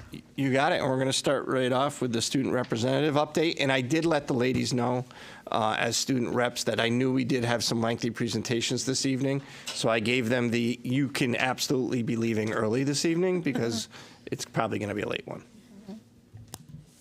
Okay, happy Lunar New Year to anyone that's celebrating tomorrow. EHS, we're starting our semester 2 tomorrow, so hopefully everyone did well on their midterms this year. So everyone will get new classes if they did like a half-year course, just so everyone's aware of that. Also, our middle and high schoolers are having a survey sent out from Youth Services that's going to be administered during the school day, and all of the parents should have gotten an email regarding that earlier. We also have Program of Studies night coming on February 5th for anyone who's interested, and I would urge you to go if you're a 8th grader coming into 9th grade, just so you can see any of the clubs that we're having that are there, or any teachers, or there's also a bunch of sports that show up to those kinds of things. So I would recommend going there. I also wanted to talk a little bit about Black and Brown Student Union. I know I've talked a little bit about it during other nights, but we're having a raffle fundraiser coming up, and students will have a chance to win a Valentine's raffle basket, and will be available during lunch waves starting the week of Valentine's Day week. So keep posted for that. If you're not following our Instagram, you should probably follow so that you can see when we're doing the raffles. Good evening, everyone. So once again, not a total lot on the agenda. Congrats to everyone who finished midterms this week. I know it's been super stressful for everyone. There are some girls' basketball games home on the 29th and the 31st. And wrestling is currently competing away at Windsor. For some fundraisers, National Honor Society is having a book drive on February 2nd from 10 to 3, so feel free to bring your used books to the school. The students and members of National Honor Society will be in the main entrance, and all books will be donated to the Enfield Public Library. That is all I have for tonight. Olivia, I'm sorry, when's the book drive? What are the dates again? February 2nd will be the date of that.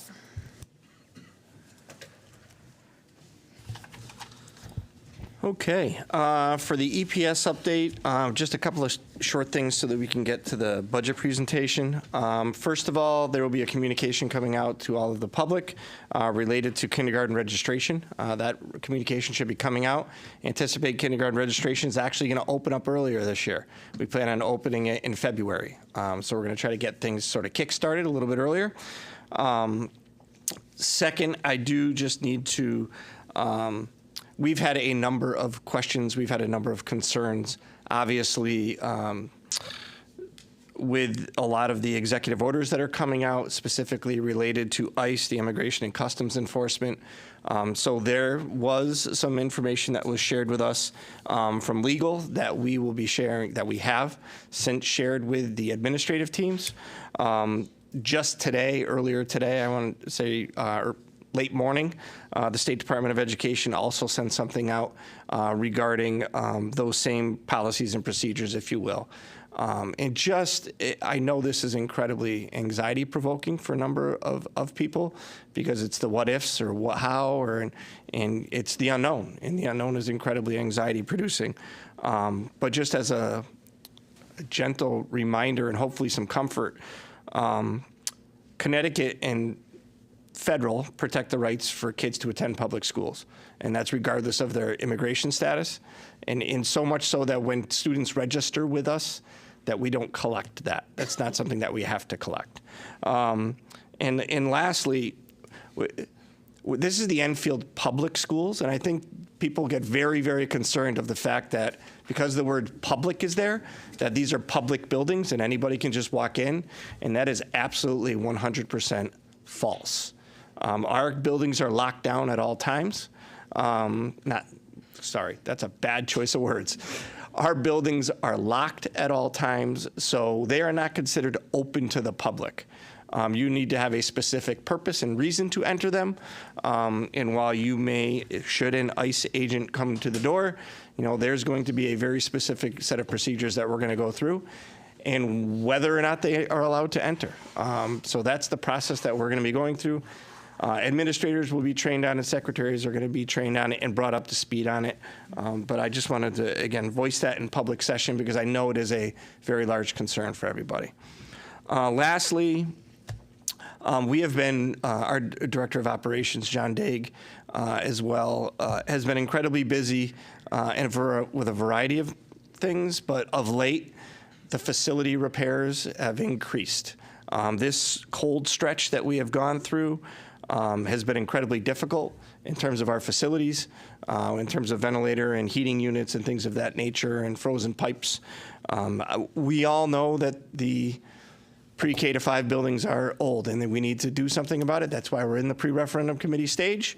With that being said, we're going to have some rough spots here because the age of our facilities are to the point where when we need a part, we can order it, but then we have to retrofit it because they don't make parts for what we have anymore.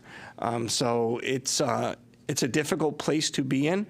John's a great guy and he has all the tools of the trade, if you will, and all of the toys, I think, if you talk about thermography cameras and things of that nature. So, I mean, we are aware, we are working with the crew for buildings and grounds. I would offer water.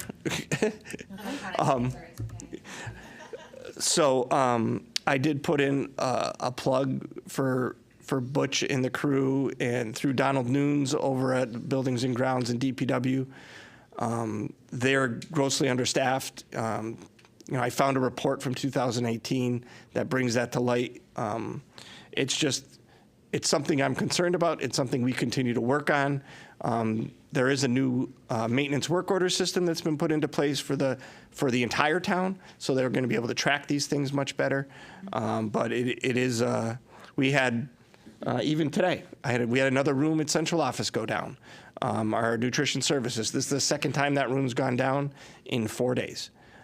So it is a concern, but it is something that we are making the town aware of in terms of the level of the concern.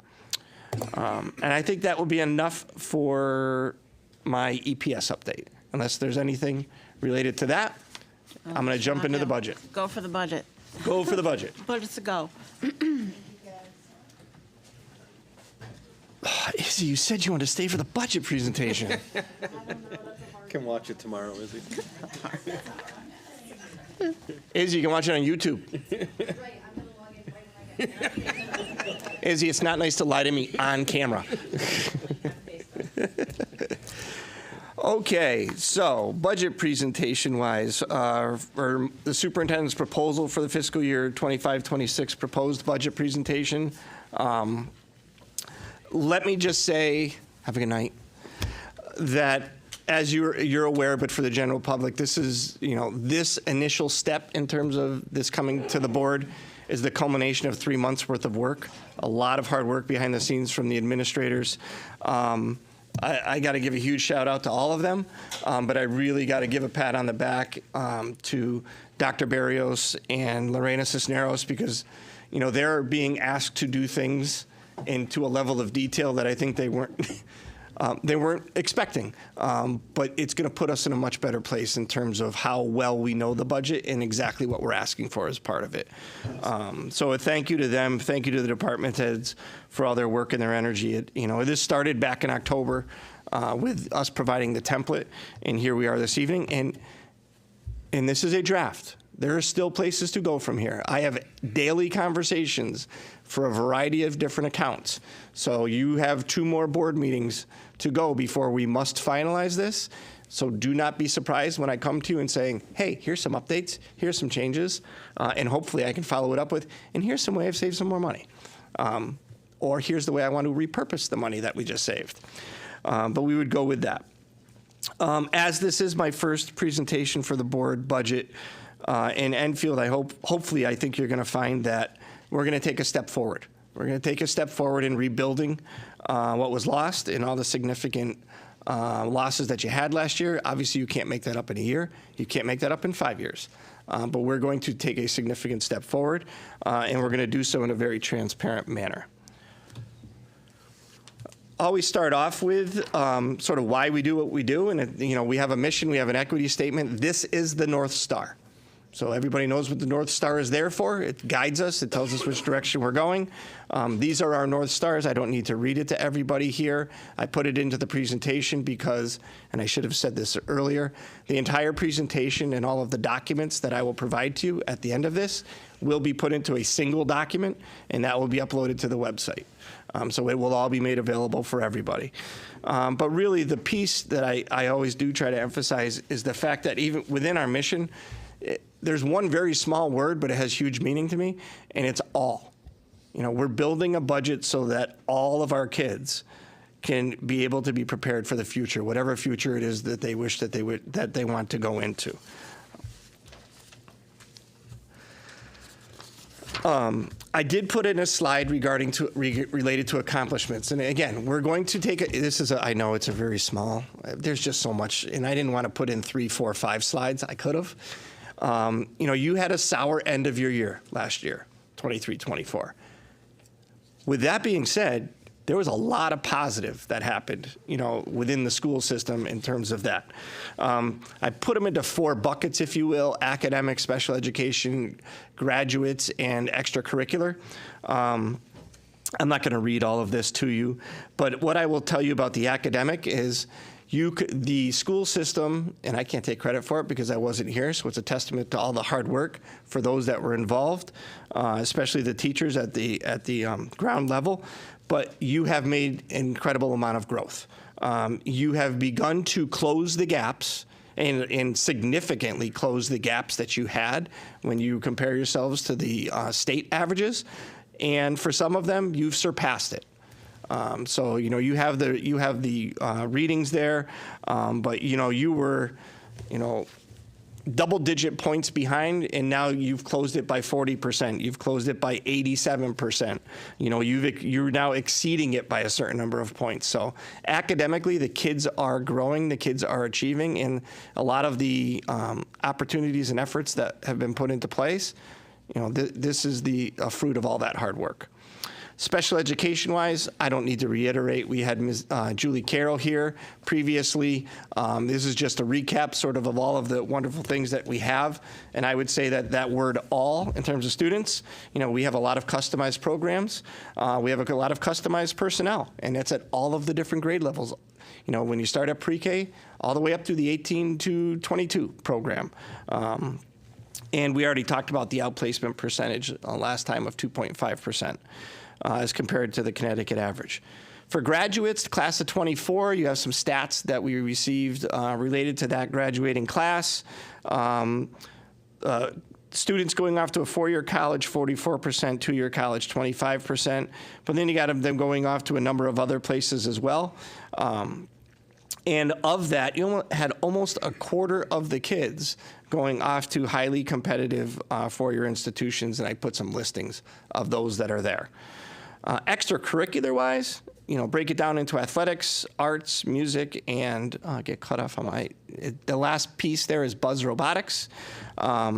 Athletically, 42% of it, and this is please stay involved in clubs and activities.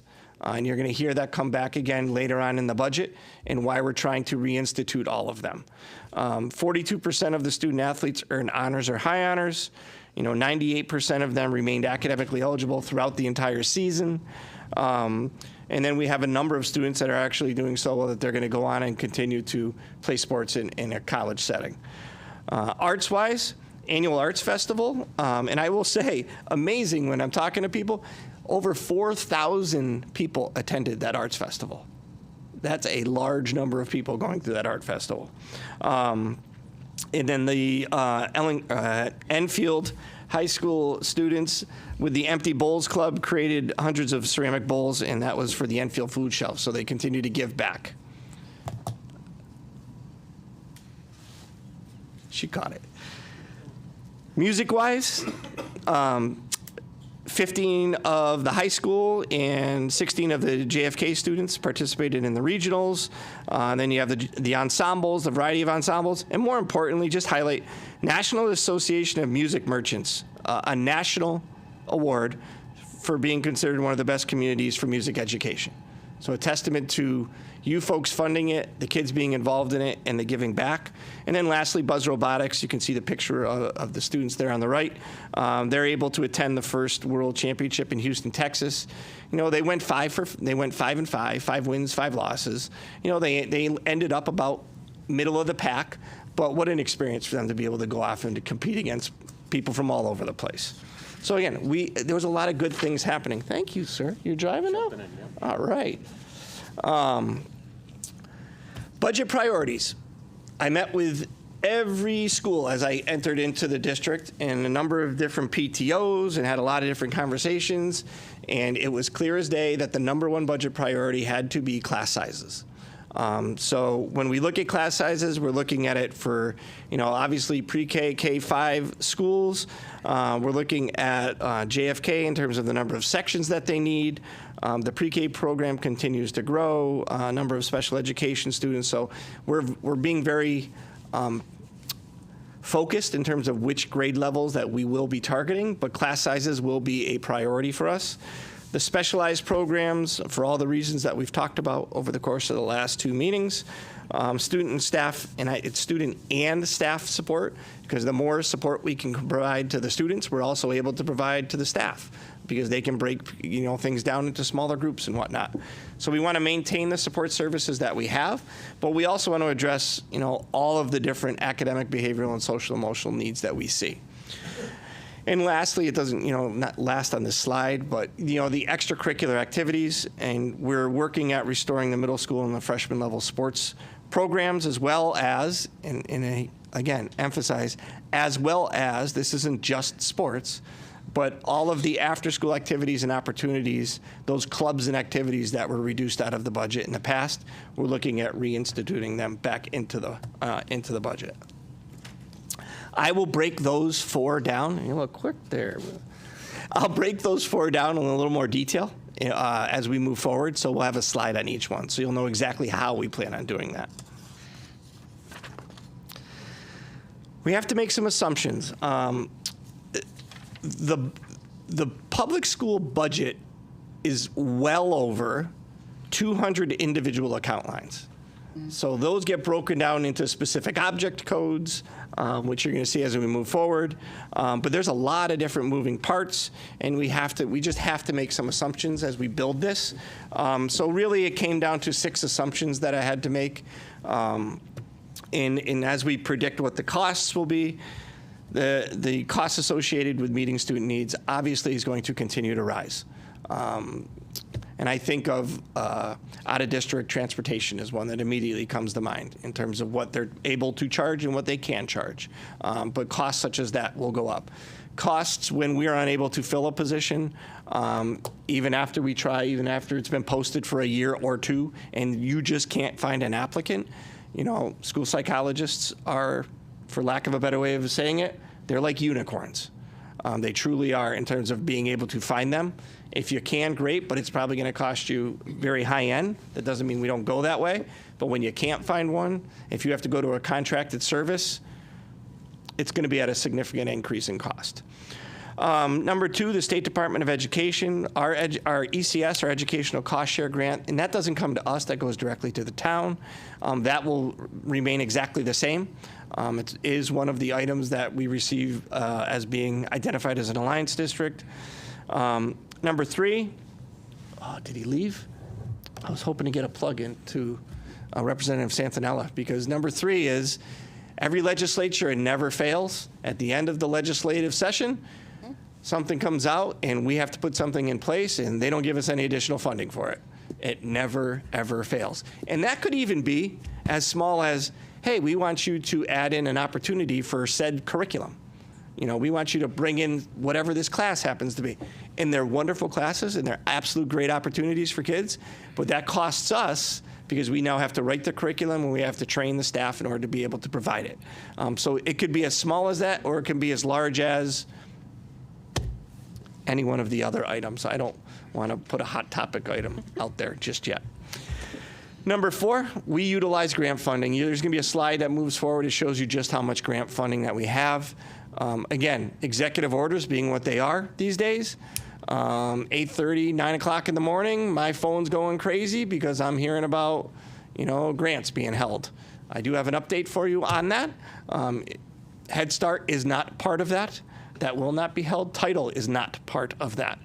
We are going to get that clarification. We anticipate having something in writing, but Head Start and Title is not supposed to be involved with that. My concern is they didn't mention anything about IDEA. So we will continue to look into it, but we do utilize the grants for a lot of additional funding.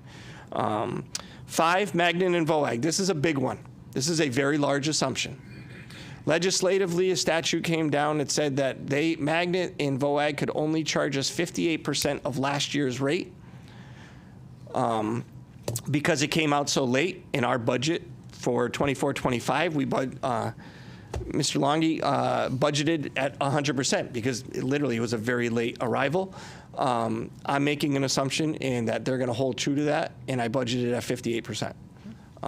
That comes out to be about just shy of $400,000. And lastly, the State Department of Education, the excess cost grant. So special education costs continue to go up, which means we submit for more excess cost reimbursement. When the state does not add any additional funding to that line item in their budget, all they can do is take said line item and divide it out appropriately to the number of requests that have been placed in. We budgeted this year at 67%. Last year, you budgeted at 70-something%. You got 69%. So this year, Mr. Longi smartly budgeted at 67. We received word from the state we're going to be getting 64. So I'm not budgeting at 67. I'm going down to 64. It could very well be 61 or 62, but it's an assumption that we have to make. It's a guess. Budget development, I'm not going to spend a lot of time on this. I talked about the 3-month process, 4-month process, a nice little roadmap you can reference in terms of where we're going. The end for us is I need to have you approve this by the last meeting in February. We need to ship it downtown. You guys know this. And then they're going to tell us what or if anything we need to do, because then the ball's in their court, if you will. All right, I've talked enough. I know. Everybody wants to know what the budget came in at. So here you go. This is the budget slide. This is where we stand as of today.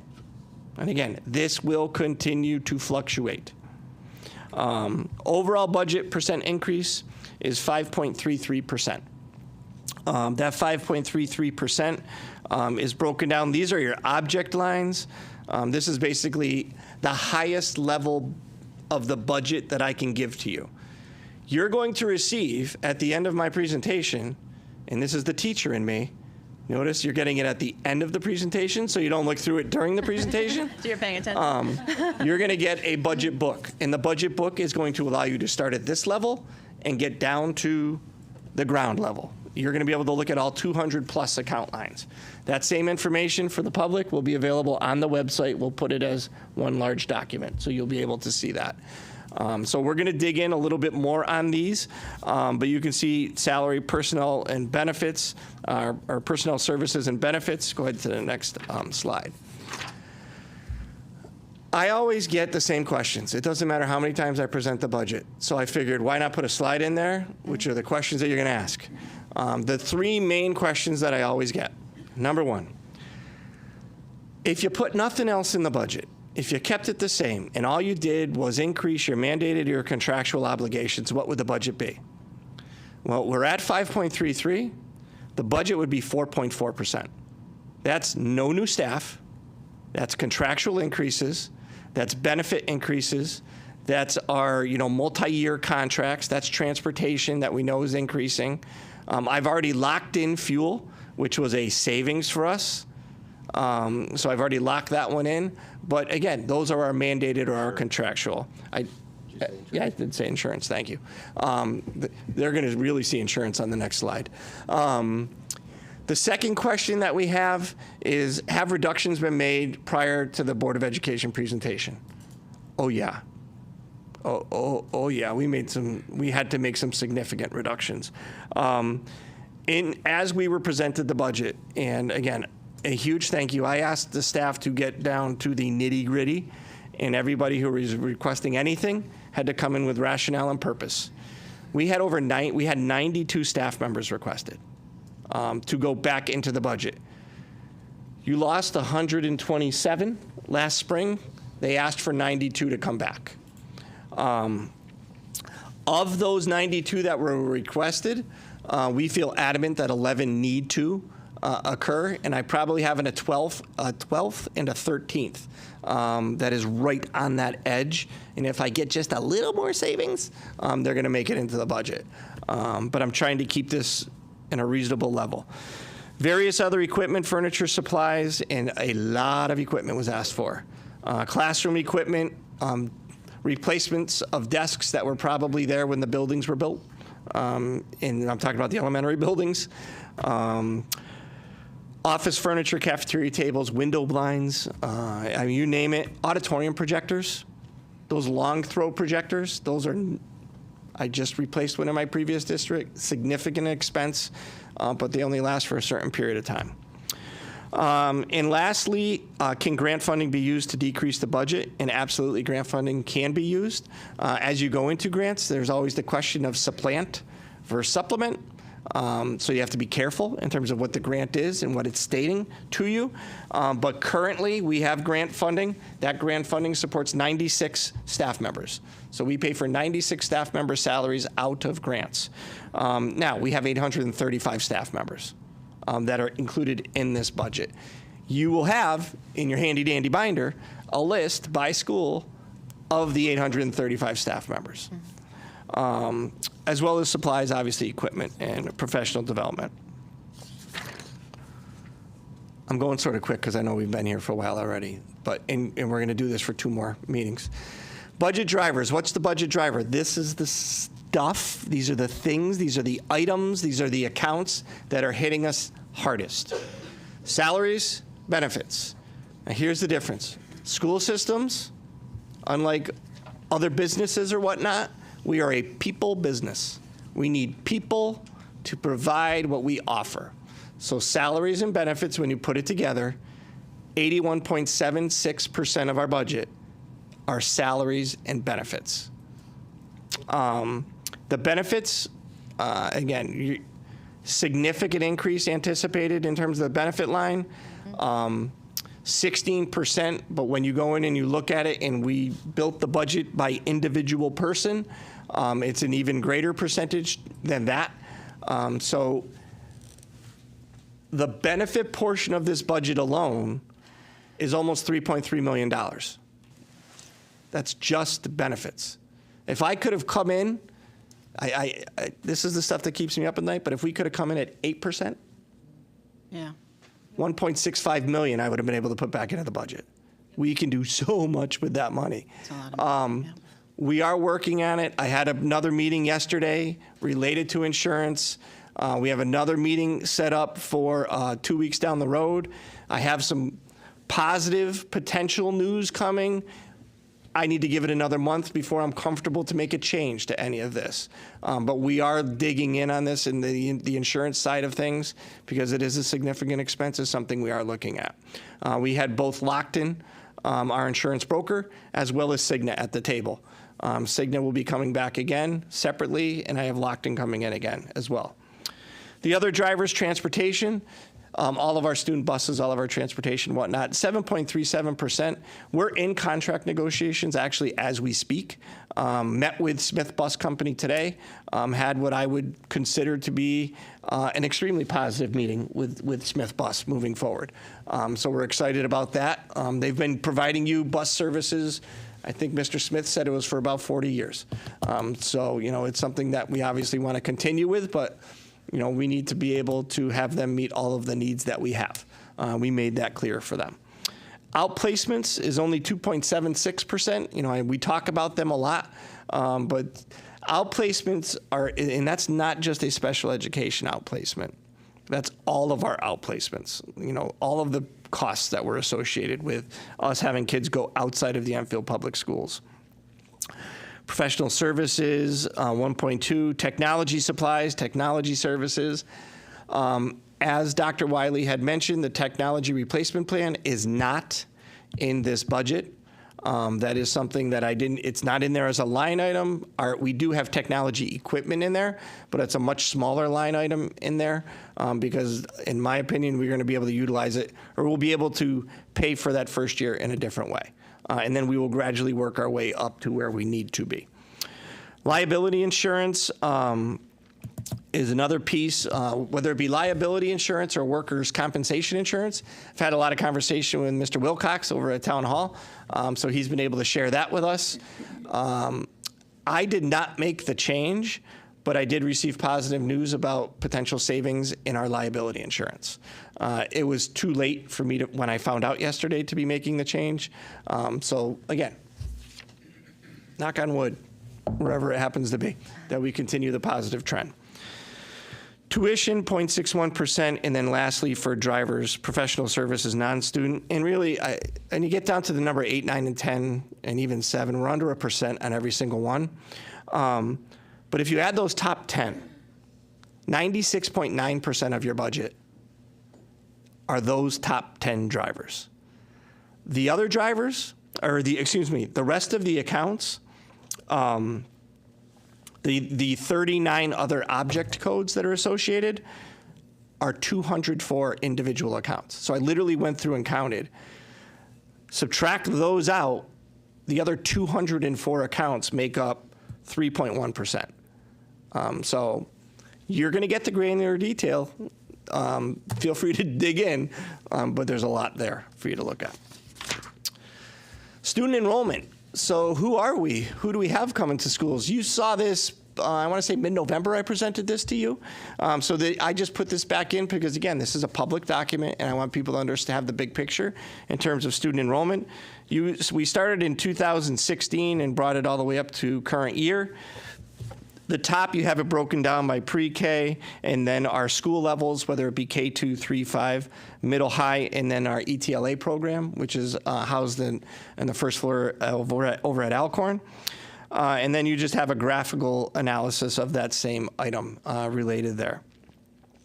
On the right, you have the total enrollment broken down again by the grade level, the attendance rate.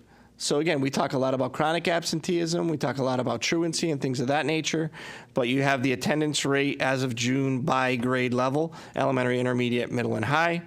Our ethnicity breakdown, 60% white, 23% Hispanic.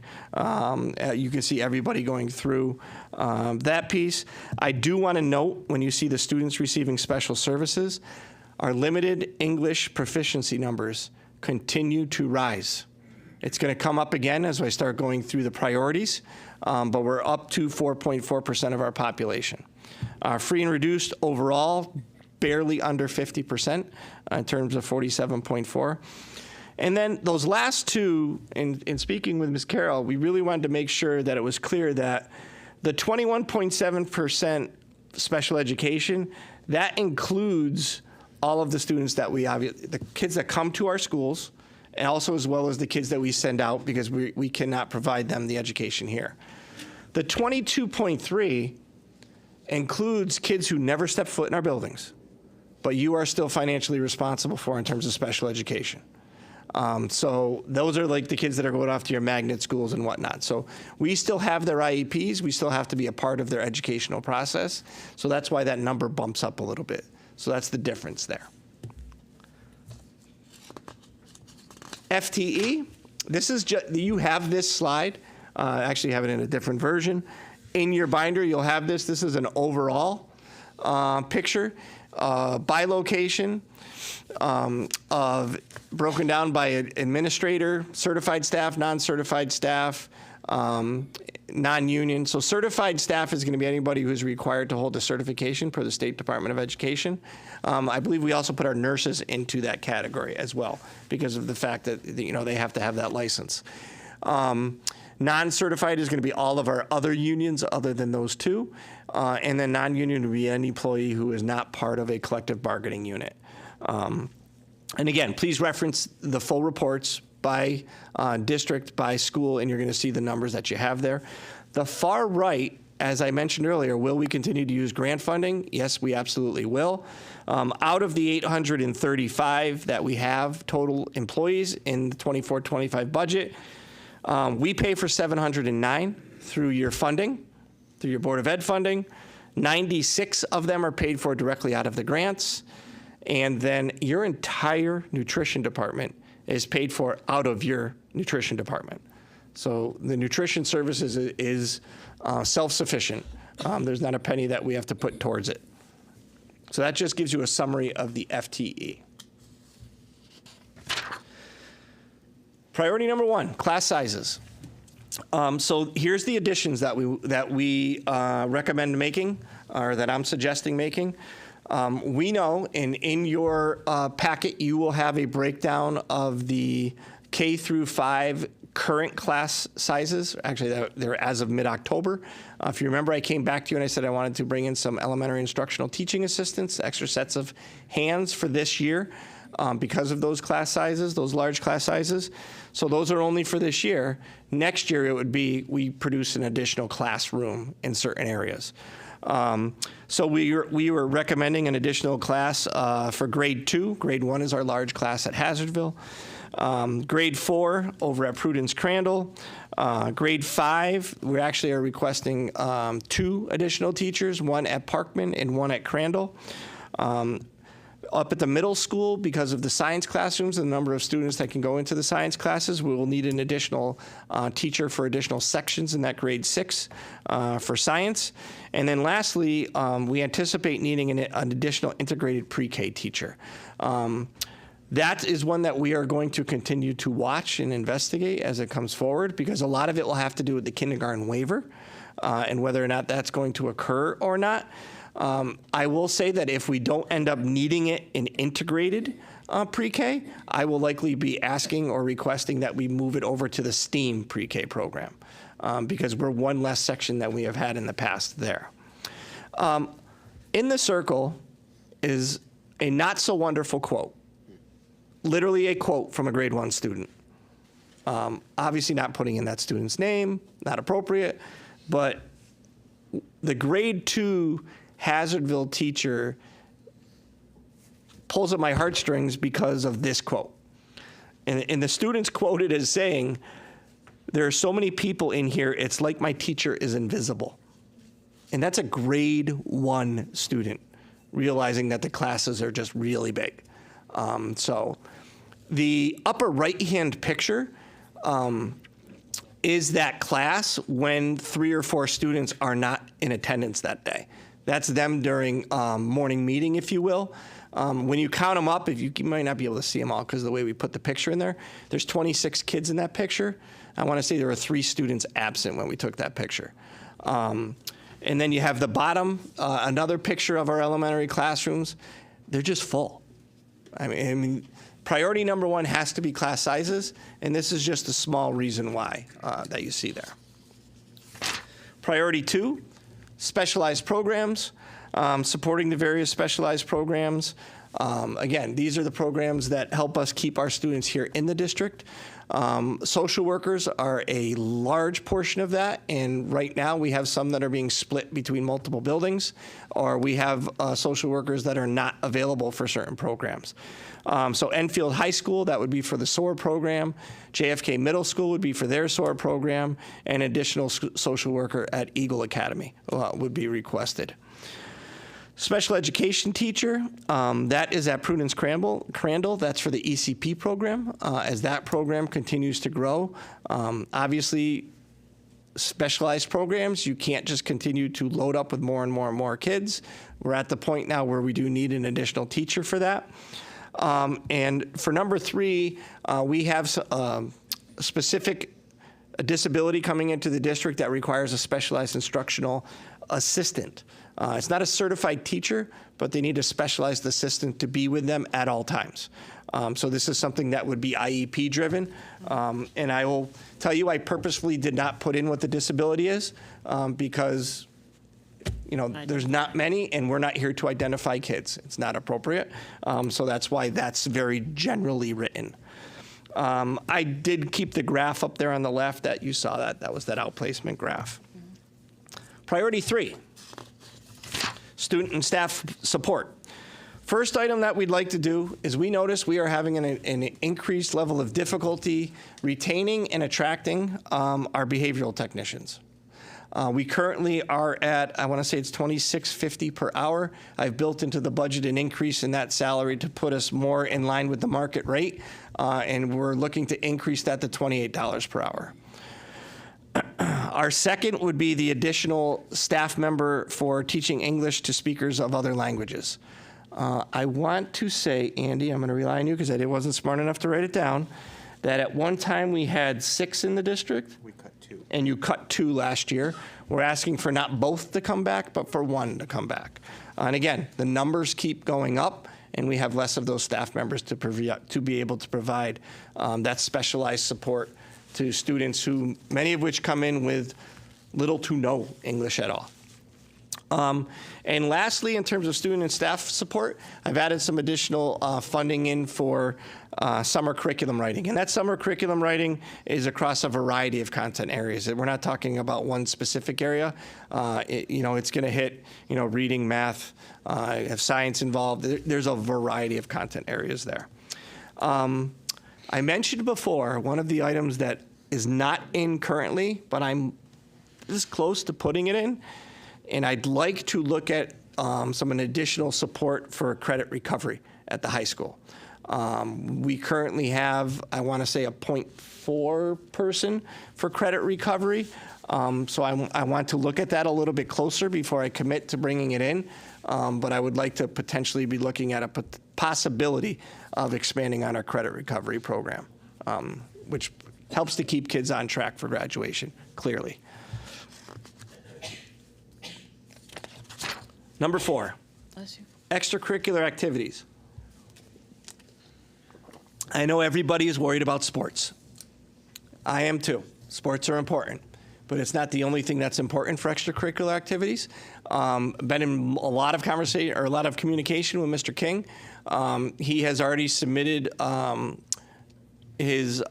first check for $100,000. It's in our district activity account. I utilized a good sized portion of that to offset middle school sports. I did not utilize the full amount. I utilized 75 of the 100,000. He anticipates being able to provide some additional funding next year. I would then cut down the amount of funding we rely on from him and increase the amount of funding that we would be placing back in. The following year, I would do it again. So basically, like we talked about with the tech plan, I have a 3-year phase-in process to get back to full Board of Education funding for middle school and 9th grade sports. Along with that, we have included in our budget full funding for all club and activity stipends district-wide that were previously reduced. So we're bringing them back, as well as the JFK late bus for next year. This is one of the other items. One of the other items that we're looking at is can I, and this is part of the transportation contract work, if I can manage to save enough, I want to add an additional late bus for the high school. I think we have to be able to provide the opportunity for kids to get the extra help and the extra support that they need. But I think we all know they can't make it home if they don't have a ride home. So it's something that I'm looking at. It's not in yet, but I want to put it out there. Hopefully you put the positive out there in the universe and it's going to be able to come back and happen for us. But again, I'm attacking this priority sort of a multi-year approach. You can sort of see where Carrie got it from. We're both coming at it the same way. Almost there, guys. Grants and revenue. Again, small slide. I'm not going to go down to the far left and the right. But I want you to note that your appropriation for 24-25 was $77,429,555. That's how much the town appropriated. In grant funding, you utilized just under $3 million. That was great. Good emphasis right there. I've also added into the budget specific line items that are related to revenue. Areas that we anticipate receiving funding back in, whether we're charging for a student to come to Enfield and it's tuition-based, whether we're receiving the revenue as a reimbursement from the State Department of Ed. For example, excess cost would fall under that. Pre-K tuition would fall under that. Open choice sends us a significant amount of money related to revenue. But we will have line items, and I know if Mr. Kober from Finance, you sort of have seen those line items in the Finance Committee, and we'll track them month to month to month to month to make sure we're on track with what we anticipate bringing in. So the bottom line is what it really costs to be able to educate in Enfield right now, based on 24-25, is just shy of $85 million. So again, why was everybody so panicky this morning? Yeah. Head Start federal grant, $1.1 million. Head Start Innovative, $104,000. Why am I worried about IDEA? $1.5 million. These are all federally funded programs that we have in our budget. So if we don't end up getting it, it's got to come from somewhere because we still need to educate the kids. Again, working to have a much greater understanding related to that executive order and where that would be going and what the impact would be. I will send out more information as it's available. Key takeaways. Next to last slide, the penultimate slide. Key takeaway number one is we are going to begin to rebuild the past programming that we have had that you unfortunately were required to reduce, and we are going to begin to rebuild and reduce class sizes. And I'm adamant on that one. That's why that was the number one priority. We will reinstate student identified. And when I put this up there, I had Cabinet say, "Are you sure student identified?" And I said, "I'm positive." I met with every group of kids, and it came from the kids. What do you want? But I want this back. Why don't we have our clubs? Why don't we have this? Why don't we have that? Why can't I stay after school? So I want to reinstate the student-identified extracurricular opportunities for them. Number three, we will absolutely continue to meet the mandated and the legal requirements. We have no choice. That has to be a key takeaway. And lastly, and again, you're learning this from me, first time going through this, and I know this is just a presentation, but hopefully when everybody has all the backup materials, you'll more clearly understand it. We are going to absolutely 100% improve the clarity and transparency of where every dollar is in our budget. And you'll see that as you receive the backup materials. Where is our funding coming from? I showed you the grant slide. I have the revenues now added in, and what are the expenditures that we anticipate. And I think that's a big piece, right? As we go into every budget year, these are the anticipated spendings. And then things happen, right? An additional student might move in, an additional student might move out. COVID pandemic occurs, may it never happen again. So these are all anticipated as we stand here tonight. All right. You want to pass those bad boys out now that I've gotten through it all? Do it now, huh? Yeah, I can't. I'm one-armed bandit over here. You're going to receive a binder, and the reason I want to give it to you now is I want you to explain what you're getting, because you're getting a binder with 8 sections in it.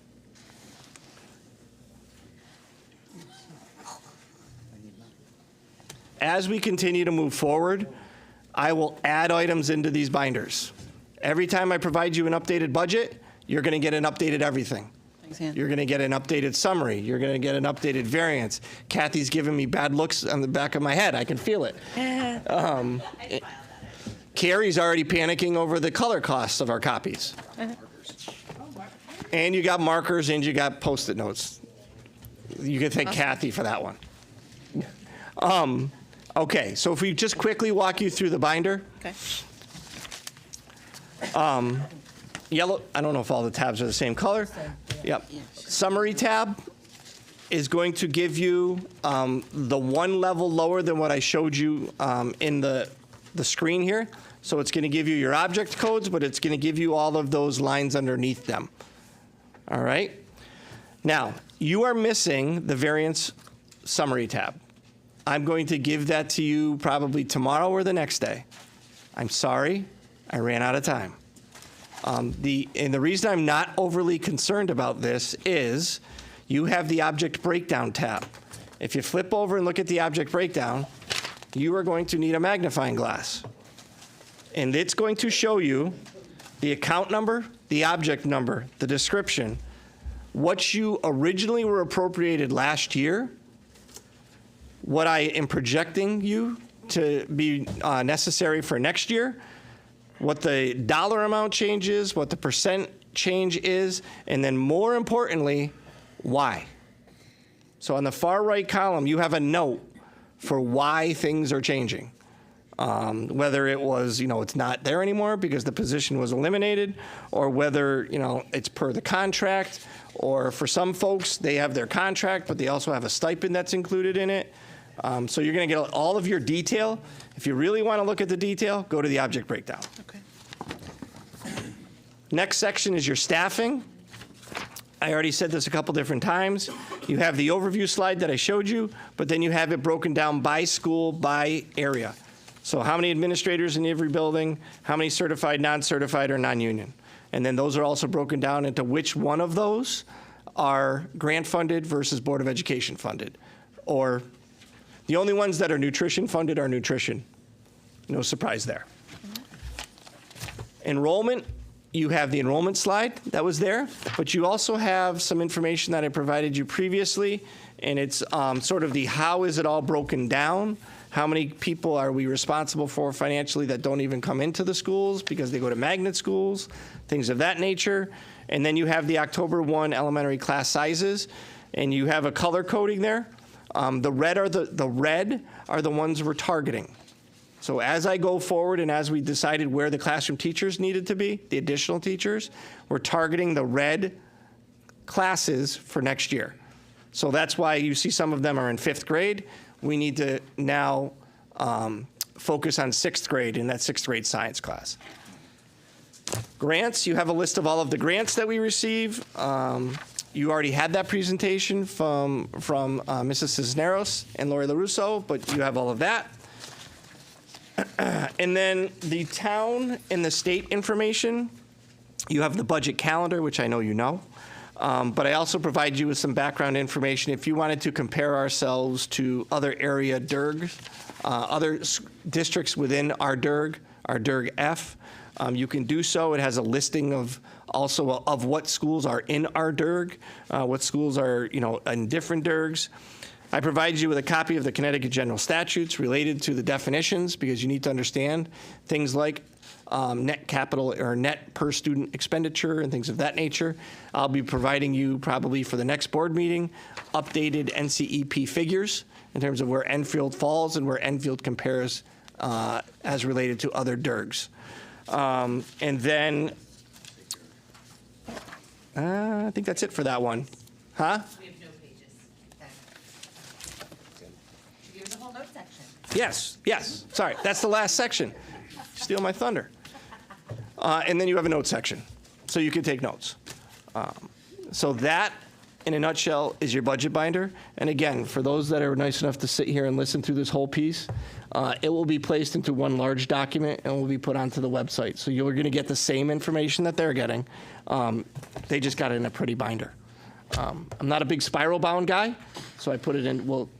Kathy will do a great job of putting it into a PDF for us.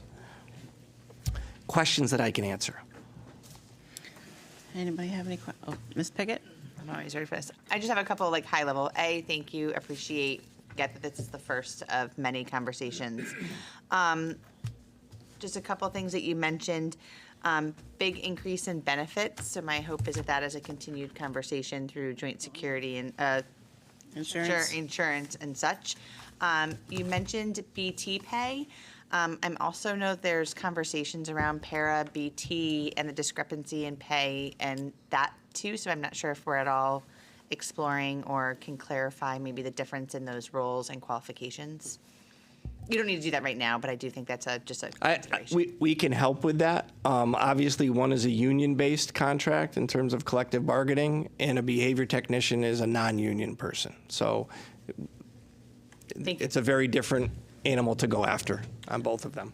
I'm interested to hear about credit recovery potentially options coming there. I also heard from at least our student reps about the impact of the Career Center. It doesn't look like that is immediate plans to come back. So I do hope we are looking at some of those high school supports. I get that we got to be cautiously optimistic and build back strategically. I appreciate like your intentional building of a budget, but I do think there are some other things that we might want to consider.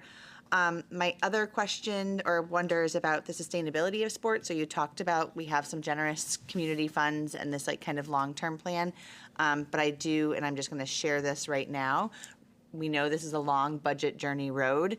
I will not cut staff and save sports. So I think we have to be like really honest about what our priorities are. So I appreciate you putting those out there. And then since our adjustment in our school security model, that those funds have been taken on by the town for our school security. However, I do know we do contribute some funds for security. So is that broken down in here? And where can I see what our contribution is for that? Right, so we have one item in there, and we have a security monitor that's still maintained at the high school. He's located in the budget. You'll see him in the FTE report, and you will also see him in the object breakdown piece because he's a singleton, so it'll be obvious where he is. Perfect. I'm going to make comments about this later on in my board member comments, but I think looking at return on investment and impact on students and looking at where we could potentially have some cost savings in our model around that is something that the town should be looking at.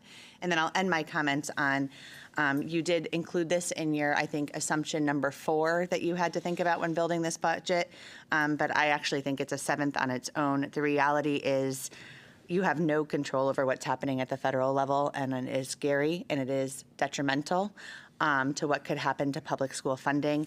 You mentioned potentially not title funds. That's not exactly what I had heard. So I think there is some really unknowns and some scary impacts.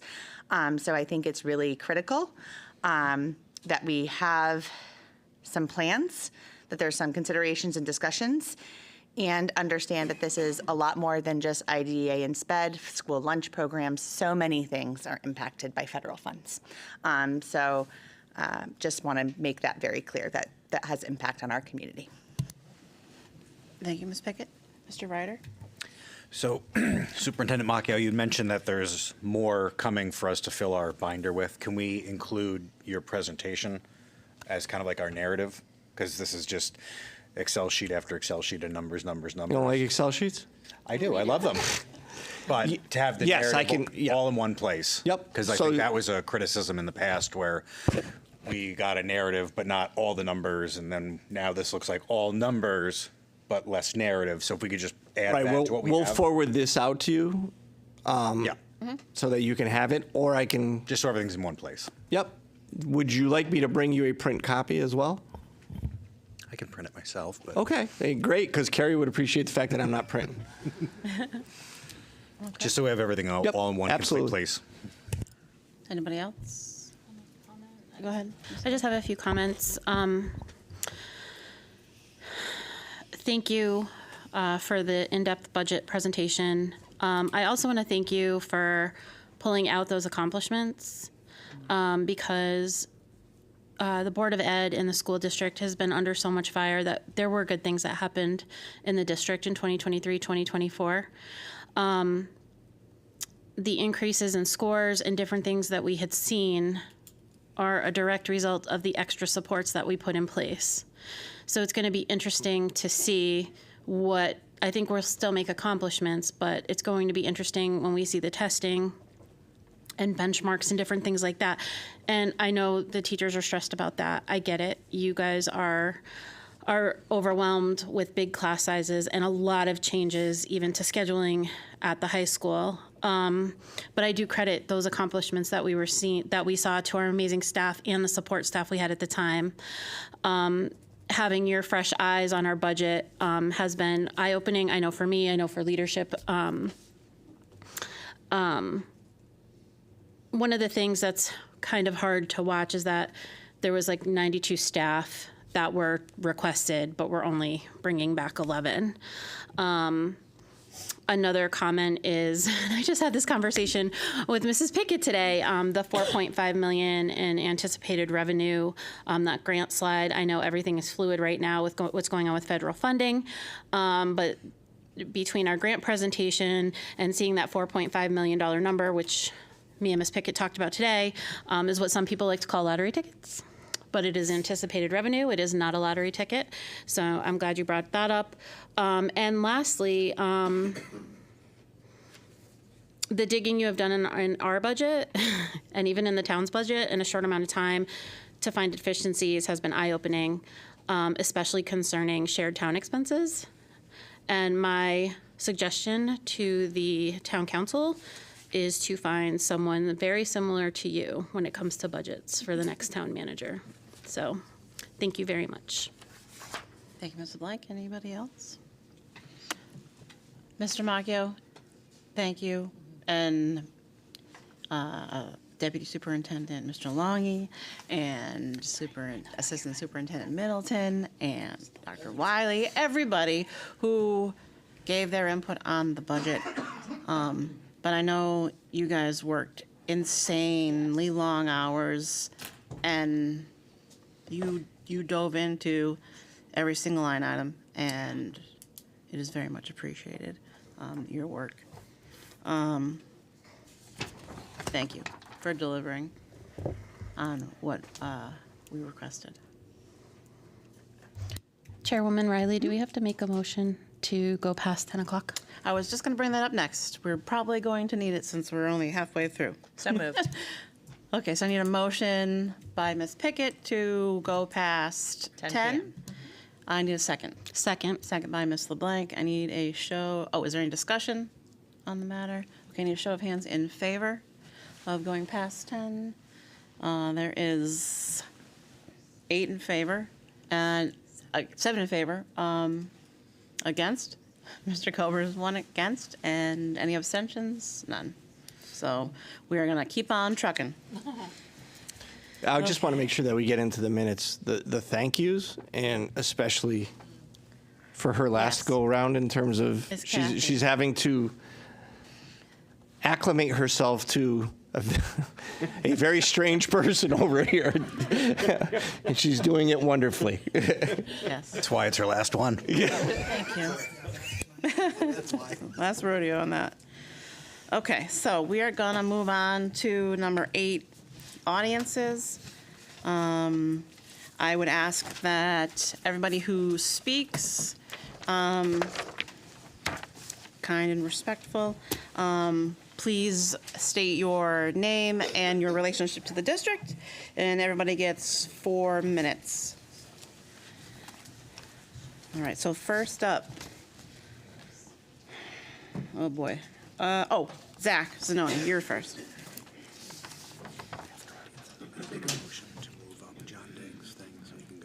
Okay.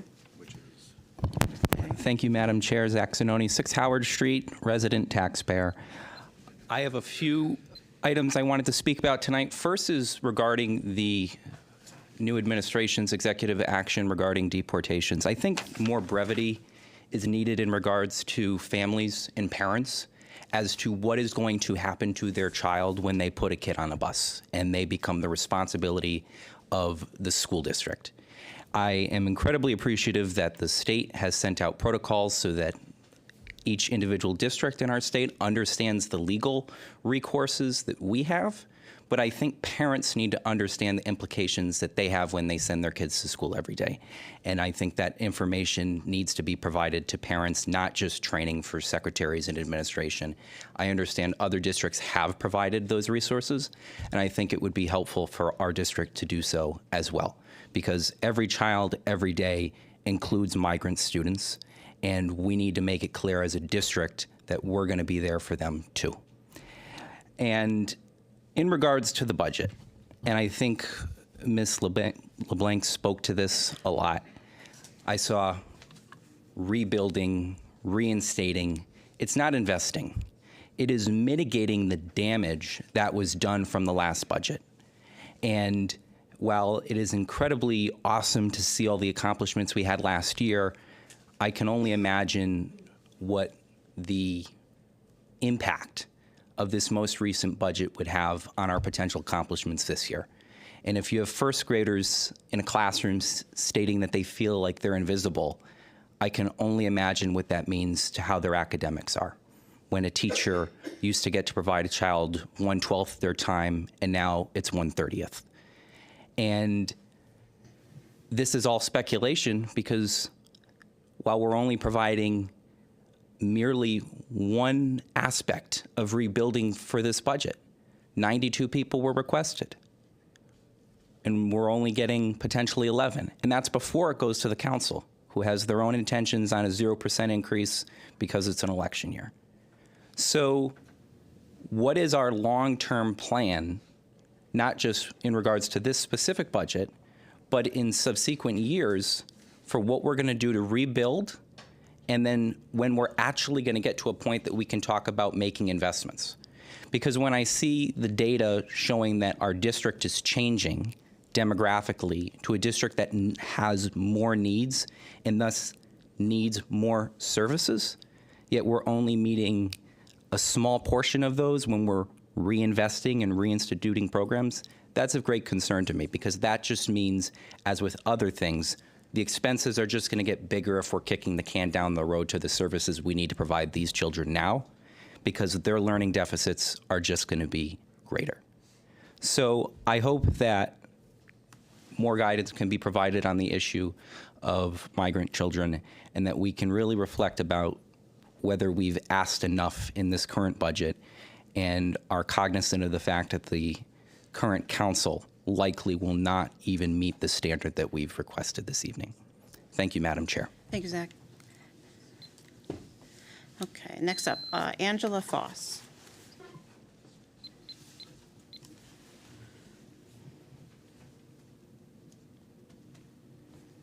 Good evening. Angela Foss, 16 Crescent Beach Drive. It's so nice to be here again after a year. We're back to our budget again. But, I mean, I love this presentation, but I don't know how we get there. I'm just so disappointed as to what happened last year. I didn't have a chance to talk to you about this, but at my school at Parkman, it was devastation. It really, literally was devastation. And I don't know if the town council, I hope you're listening. I hope that you change your heart. I hope you change your ways, because you have to change something. You have to think about the children. You know that's where I'm at. I'm always at the children. It's always about them. There are 30 children in a 5th grade classroom, and they're big bodies. There's no room for those children to move around. They can't learn. They try so hard, but they'll come to my little room because I am a math consultant. They'll come to my room, and they'll be like, it's so nice to have quiet. It's so nice to be out of that room. You guys have to go, I don't know, TC, whatever. Go see what these classrooms look like with these children. And I know Superintendent Macchia was talking about adding one more teacher at our school. We need a minimum of 3. We need a minimum of 3 at Parkman. The class sizes are too large. The number one goal in the town of Enfield for many, many years was to have small class sizes. And I know, Mr. Colbert, I know you're on the side where you want to, I understand. My dad was a vet. So my dad, they have limited funding. They want to live in their homes and all that. But it's super important that we pass this. 4.4% is just what's needed to keep things status quo. I don't know where we're going to go from here. I'm just heartbroken about our whole town. I really am. I really am. The other thing I wanted to say is I'm really super excited that it looks like the Parkman roof is going to be done. I'm super excited about that. I did want to say that for some reason the Parkman is there a couple times in the literature, but then they changed it to like Ellsworth School, and it keeps on being listed as Ellsworth. I'm sure you noticed that, Eric. And that this was a roof referendum. So none of this should have anything to do with the school budget. It's all roof referendum that was supposed to be happening, and it just got delayed. That was from 2021.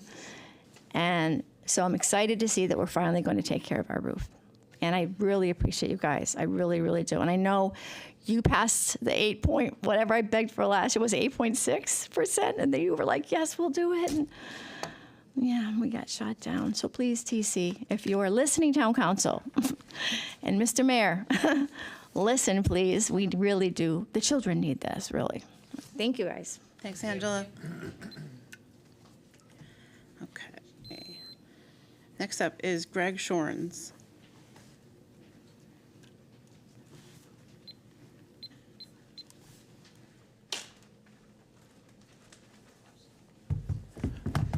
Good evening, Greg Shurins, 19 Sam Street, resident and teacher in the district. So I had more to say, but unfortunately you kind of stole most of my thunder. I was going to ask if we could get a late bus, but you're already working on that, it was just great. My wife had emailed you about the ICE stuff, and basically you gave us the same answer you talked about today. I appreciate that very much, because just like the equity statement, it's clear that you care about all students, and that's something that I care about deeply. So that basically takes care of that part. I had two other things that I'm very, very concerned about. One is the fact that we in the town got the DEI committee. I know the mayor gave an excuse about the committee dissolving, but he also said he was never for it in the first place. I can't really see any logical reasoning to be against such a thing if you've ever bothered to investigate what DEI is actually about. I know that at the Fed, the leadership at the national level seems to think any qualified person of color or from a marginalized gender is a DEI hire. So I hope that's not his view too. I would love to see a continued commitment to equity in our schools to counterbalance this push that we see towards white supremacy, because like that's what this ICE raids is. Like it is just blatant white supremacy. So I'd like to see us continue to push for equity to try and push back against this. We have a large student body with a very significant percentage of Black and brown students. Unfortunately, our staff is not really the same in terms of percentage. And there's been ample research on how it's beneficial for both students of color and white students to have exposure to educators who are people of color. I'm requesting that the district actively try and rectify this and make Enfield a more attractive place to apply to work for non-white teachers. The mayor may claim that he'd rather go by merit, but research shows that districts struggle to hire diverse teaching and administrative staff without an understanding of DEI initiatives and active recruitment of minority teachers. Lastly, unfortunately, this story keeps unfolding because I just saw more stuff coming down the pipeline. I'd like us to turn our attention to protecting some of our most vulnerable students, our trans students. The federal government has already taken steps towards total trans erasure through like getting rid of vocabulary and stuff like that. I just saw that Trump decided to sign an executive order to try and ban medical treatments for trans children, putting them at more danger. So I would like to make sure that our district just continues to triple down on just supporting all of our students. Trans people exist, they have always existed, and they will continue to exist despite fascist efforts to eradicate them. My oldest child is non-binary. They exist. They deserve to feel safe. This move by the Fed is simple bigotry and nothing more. As a biology teacher, I can tell you that it's also not scientifically accurate what they wrote. So congratulations, men. We're all women now by executive order. This anti-science administration doesn't understand that everyone starts phenotypically as women, and now we're in a spot where like nothing really makes much sense.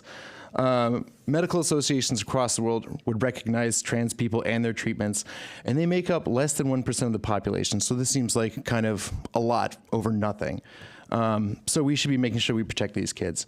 These moves to harm vulnerable populations are straight out of the Nazi playbook. In fact, some of the first people arrested under the Third Reich were trans people, and some of the first books burnt were about trans people. The idea that my child or any other trans person should have to fear for their safety in this country that constantly calls itself the land of the free is abhorrent.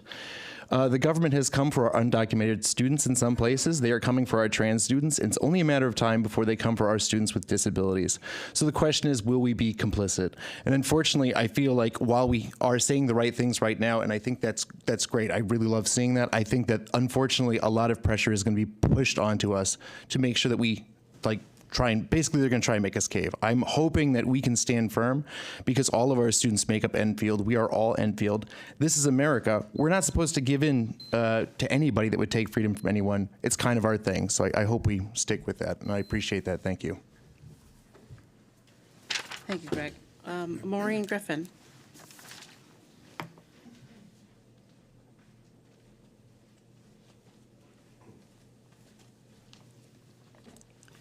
Maureen Griffin, Abbey Road mom. The presentation last meeting was good as far as it went regarding the special education, specialized programs. The supports in specialized programs are necessarily numerous and broad, thus costly when considered on a per pupil basis for the kids in the programs. However, I think an opportunity was missed to expand the understanding of supports needed in the broader special education provisions of our schools. Most of our kids with IEPs or 504s are not in these programs, but the supports they need are the same, just differing in how many and how often. It would be beneficial for people to know what type of challenges are commonly faced, how this is determined, and what professionals and interventions come into play in helping our kids succeed. Ms. Carroll spoke of students being evaluated. How and for what? The alphabet soup on the slides needed a glossary. Understanding how a child receives, manipulates, and understands the input that bombards them as they move throughout their day is crucial to helping them succeed. What kind of challenges do the kids face? Auditory processing, visual processing, sensory processing, almost unlimited combinations of cognitive differences, medical and physical challenges, mental health and behavioral issues, and the list goes on and on. How are children assessed for these challenges? Another alphabet soup of screenings, tests, and assessments. Once determined, what professionals provide needed supports? The vast majority of our kids using special education supports are a much lower per pupil cost, but they are greater in number, thus en masse high in cost. If people better understood what our kids need, how it is provided, and the resultant benefit of said services, maybe they wouldn't fight against the cost so hard. One can hope. Okay, other things. Hope we haven't thrown out the gains that we had with all the slashing last year. We need to restart the grade 5 musical instrument program because that has multiple benefits. It's not just about music. It's about all sorts of brain development and understanding and thinking.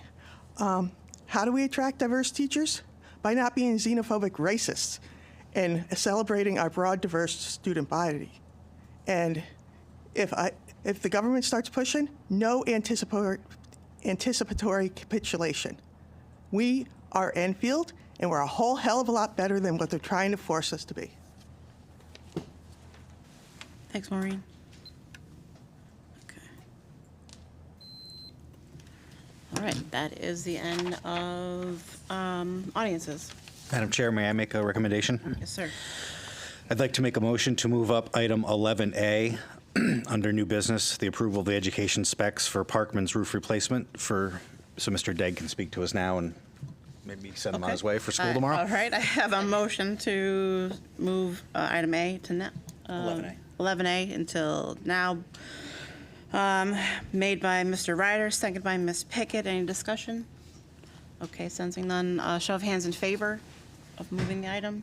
There is 8 in favor, none against. Mr. Degg, you are up, sir. All right. Thank you. I just need to start with an apology. The version I forwarded you from Silver Petrocelli has a incorrect school name on it. It is pretty much a form letter for these ed specs for roof projects. They're used similarly. We had caught it on the budget sheet. They had given us one for a school in New Haven. It said Parkman address for a school in New Haven. This, I believe, is a school in like Danbury. We would just ask that when you're reviewing this, we're going to make 2 edits for the school name on that sheet as part of the ed spec. So as part of the roof process, there's several documents that need to get uploaded. The Ed Specs is a basic overview of the program. It's usually more critical in a school renovation project where you're talking about how the funding will be used to change the educational structure, what spaces are being modified, and so on. With a roof project like this, the Ed Specs are basically an overview of the square footage, the roof type, the materials, broad scope of the work. But you'll see that there's just whole sections for building systems, interior building environment, site development, construction bonuses, and so on. A lot of them just are checked with non-applicable, simply because they're just replacing the roof on the building. And no other errors on your application besides that? It's just those two places where they say the Ellsworth Avenue School. Okay. There was one note, the student population 269, it's 265. I don't think that that's a critical piece on here. It fluctuates. It fluctuates up and down as we're go throughout the school year. The edits need to be made on number 1, rationale, 2, long-range plan, and 8, community uses. Yes. Thank you. Thank you. Okay, so I need are there any other questions for Mr. Digg? Yes. Ms. Piggott. Just want to make sure, and I didn't chat with this through my caucus, but I think it's important to ask publicly, this roof replacement project impact on our school modernization work? So there's been no determination on sites for that. However, with the timeline for the school modernization, it is worth considering that repairs are going to need to be made to the buildings before there's work done. And if that building is reused as a school, then you don't have to pay that back. If Like it's used as a before, school right? or any for town use. Town use. Yep. Thank you. Yep. Any other, Mr. Kober? Thank you. And I believe Mr. Day, you kind of touched on it, but just can you go over all like the current status of the project? I know you said the Ed Specs got to be approved, but like the timeline with when work will actually begin? There's actually quite a bit with it. So Silver Petrocelli's been doing work. What they did is they prepared a couple of different documents for us. Ed Specs is one of them. They've also done a roof key sketch. So basically it's outlining each section of the roof. They've done a detailed roof plan. They've done a estimated budget analysis for us, and that's kind of the beginning phase. We would take and put in a grant application with a few other forms, an SDG 053, an estimate of ineligible costs and number, and we put that in through the Core CT portal. That opens up February 1st for non-priority grant applications and closes the 10th. Within usually about 90 days, you hear on whether the project's gotten funding or if you're going to have to reapply again at the next window, which is open the 1st through 10th of every month. From there, the plan gets a review with the DAS, Department of Administrative Services, Office of School Grants Construction. Once they've approved a plan, you can then begin the bid process for a project. So realistically, once you start one of these, it can be 3 months till you hear. You have your plan review phase with the architect or designers for the project. They're going to give you a final approval and amount, identifying your eligible and ineligible cost for the project. At that point, you'll know how much you can expect to be reimbursed for the project, and then you would take that information and go to bid, and then that goes through the bid process and then construction. So it could be 3 to 9 months before a project starts. Okay, working so through the process. optimistically too, and I know we try to do like the work during the summer, so there's a chance it could occur this summer, or at that point? Chance, it depends on how fast it's approved. We also have an application still pending for Alcorn, which we put in the December 1st through 10th window. We haven't received information on that one yet. Would they, in the event that we can't get it done in the summer, just for, again, just situational awareness for the public, would it be possible, like if they do the work in phases to start during the school year, or would that be something that we wouldn't? We'd have to consider it.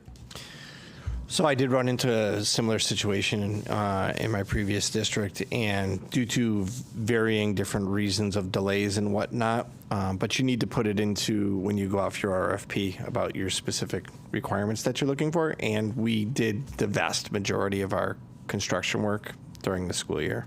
It's not ideal by any means, but you limit when they can be doing it, and obviously would not be happening during the school day.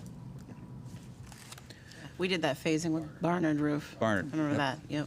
Yeah, we've also run into issues with joint facilities where when we do roofs by piecemeal, wherever you stop and then start up again is going to be a trouble area. Yeah. So it's almost better to not do that. Yep. Any other questions, comments?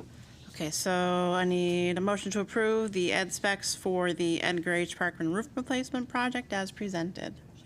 Motion by Dr. Callahan. I need a second. Second, pending the obvious edits that we've The talked obvious about. edits, Yep. yes. Thank you. Yep. By Mr. Ryder. Roll call, please, Kathy. Dr. Calnan? Yes. Mrs. Cushman? Yes. Mr. Gauss? Yes. Mr. Kober? Yes. Mrs. LeBlanc? Yes. Mrs. Pickett? Yes. Mr. Ryder? Yes. Chairwoman Riley? Yes. Motion passes. All right, thank you, and thank you for allowing the edits. Thank you, Mr. Digg. Okay. Yeah, thanks, John. Yes. Yes. Back to 9. Okay, so we're going to go back to item 9, board member comments, and I just want, before we start, I want to formally welcome Dean Gauss to, we're like, 3 hours into the meeting, but welcome to your first Board of Education meeting. Thank We you are very glad much. to have a seat filled. Welcome, Dean. Thank you. Thank you, everybody. And it's 10:15, so maybe we can move along on the comments part. People are looking pretty tired up here, but anyways, who'd like to go first? Ms. Pickett. I'll try to be quick. So I think it's important to triple down on some of the messages that our audience members spoke of. We need to be building community. We need to be reassuring people that they belong here, that they're accepted and they are included. I stand firm in protecting our most vulnerable students, and I promise you that I am advocating and sharing resources and doing my best to make sure that we are prepared and supporting our kids. I think it's important that I preempt that next month, February, is Black History Month. It's a reality that we're going to need to work harder to ensure complete, accurate, and factual history is taught. It's also important that it honors multiple perspectives and doesn't only focus on the trauma and struggle, but also examines the liberation, civic engagement, creativity, and intersecting identities of Black people. Now, more than ever, we can demonstrate the continued quest for freedom for all. I do encourage people to honor this important month and check out the National Museum of African American History and Culture for as long as that website exists. Thank you, Steve, for acknowledging the information on immigration and the new guidance issued from the State Department of Ed today. I will second some of those comments made by Zach. I think it's important that our front office staff, our school security, and our admin do get some training and some clear protocols. But I do think communicating with families, especially in their native language, to ensure they understand our procedures and their rights is really important. You mentioned some facility issues with the cold weather. I will also just say as a parent, and this is in no way, shape, or form blaming our buildings and ground folks, so I don't want this to come out as a pointing fingers. But I know I pick up at Enfield Street School every day. Parents have to walk to a pretty far door from the parking lot, and that sidewalk is not always the best shoveled with lots of ice, and it becomes a concerning just accessibility issue.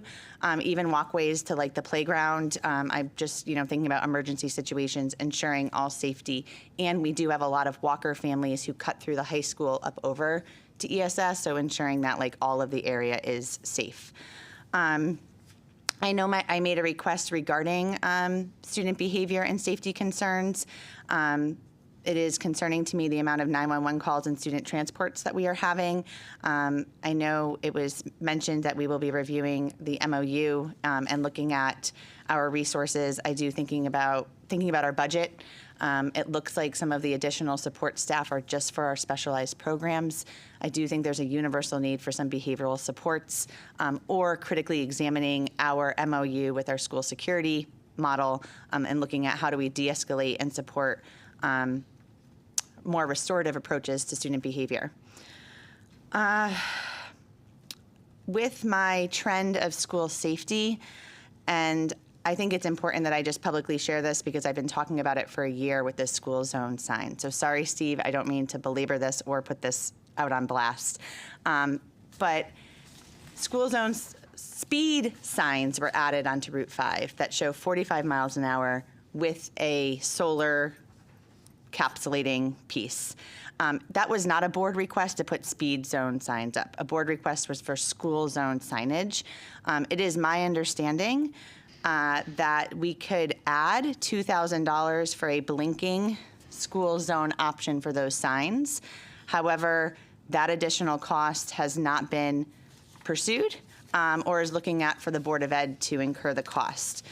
So my concern is when we're looking at safety, we actually installed a 45-mile-per-hour sign with no additional school safety signage or lowering the speed limit in that school zone area, which to me makes it actually more unsafe. So without the blinking part of the sign and working with the state to lower our school zone speed, I'm concerned. I'm also going to ask publicly that we get an accurate, what is the speed limit in front of ESS and EHS during school hours?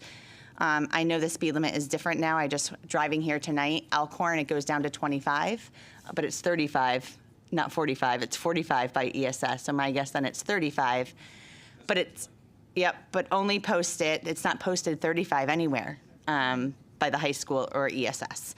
So we need to address the school safety piece. And if we're looking at investment in proactive preventative safety, $4,000 for blinking signs seems like nothing, especially when we have 2 uniform officers at our high school, yet none are assisting with traffic on Route 5. Basic precautionary safety matters. It's more effective and it prevents tragedy rather than just responding to it. And in response, the mayor did make some really disparaging comments around DEI, calling it dead-end initiatives.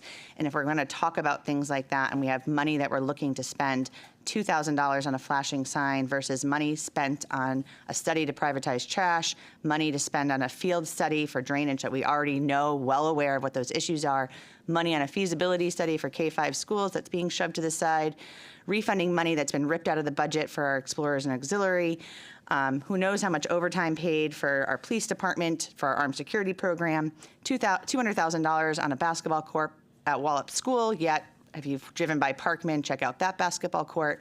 So what I am just sharing is $4,000 for signs is nothing for safety. Thank you, Ms. Pickett. Anybody else want to go next?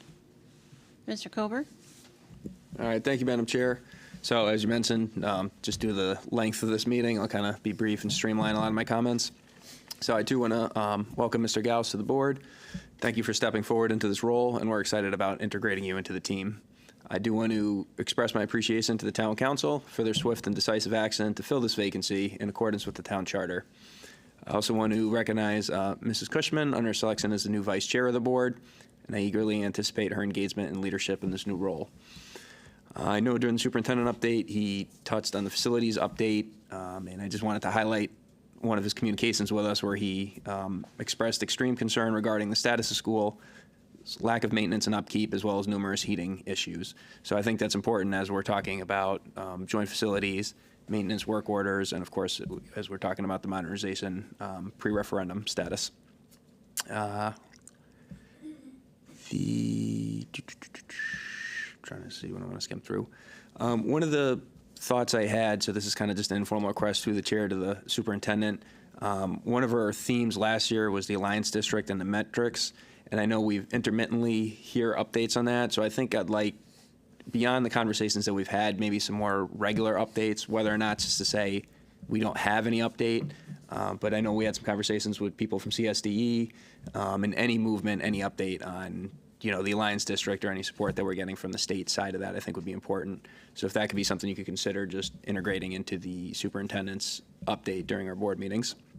Overall, I do also want to thank the superintendent for the work he put in for the proposed FY 25-26 budget. I'm excited to look through it. I think this is a great leap for transparency and just the justification for the budget. I know I expressed my concerns last year with the way the budget was presented and what that, I think, led to. And I think this budget is a great starting off point for us as a board and then also for the public. As we said, this is going to be posted. It's going to be visible. It's predominantly, essentially all taxpayer money. It's just what's coming from the town, state, and federal, and so forth. So I think it's very important that people kind of understand and see where the money's going. I'm excited about the budget priorities that were mentioned, everything from class sizes to extracurriculars. So I look forward for what we can do on the board is supporting all that. And I think that'll conclude my comments for tonight. Thank you. Thank you, Mr. Cover. Maybe like Mrs. Lebeck? Sure. I have a few things. Zach Zanoni, you stated it excellently. You are absolutely right. Our budget is trying to mitigate the damage that was done, and next year we'll be telling for sure. Mr. Shorens, thank you for your thoughts and concerns regarding our trans students. I too am concerned for our students and what is happening at the federal level. I will be speaking regarding the DEI committee later on. It's important for residents to know that it has been suggested that there is a flag policy implemented through the charter review. We must be conscious that our students listen and know what's happening at the federal level. This can instill fear, anxiety, depression, and stress into our students. Angela Foss, thank you so much for coming this evening and sharing your thoughts. The people in the building see day in and day out the detriment to the budget cuts that we have. I also appreciate you advocating for the presented budget. I have some school updates that I can move on. I also had in my notes, I would like to take a moment to welcome Dean Gauss to the Board of Education. We're happy to have you. And I just have a few things I need to clear up. So in respect of time, I'm going to try to go quickly, but it's very important. I'm going to start calling town council meetings Misinformation Mondays, and I'm going to start calling Board of Ed meetings Truthful Tuesdays. The first order of business is based on facts. There were more than 30-ish teachers cut, as the mayor stated at the last council meeting.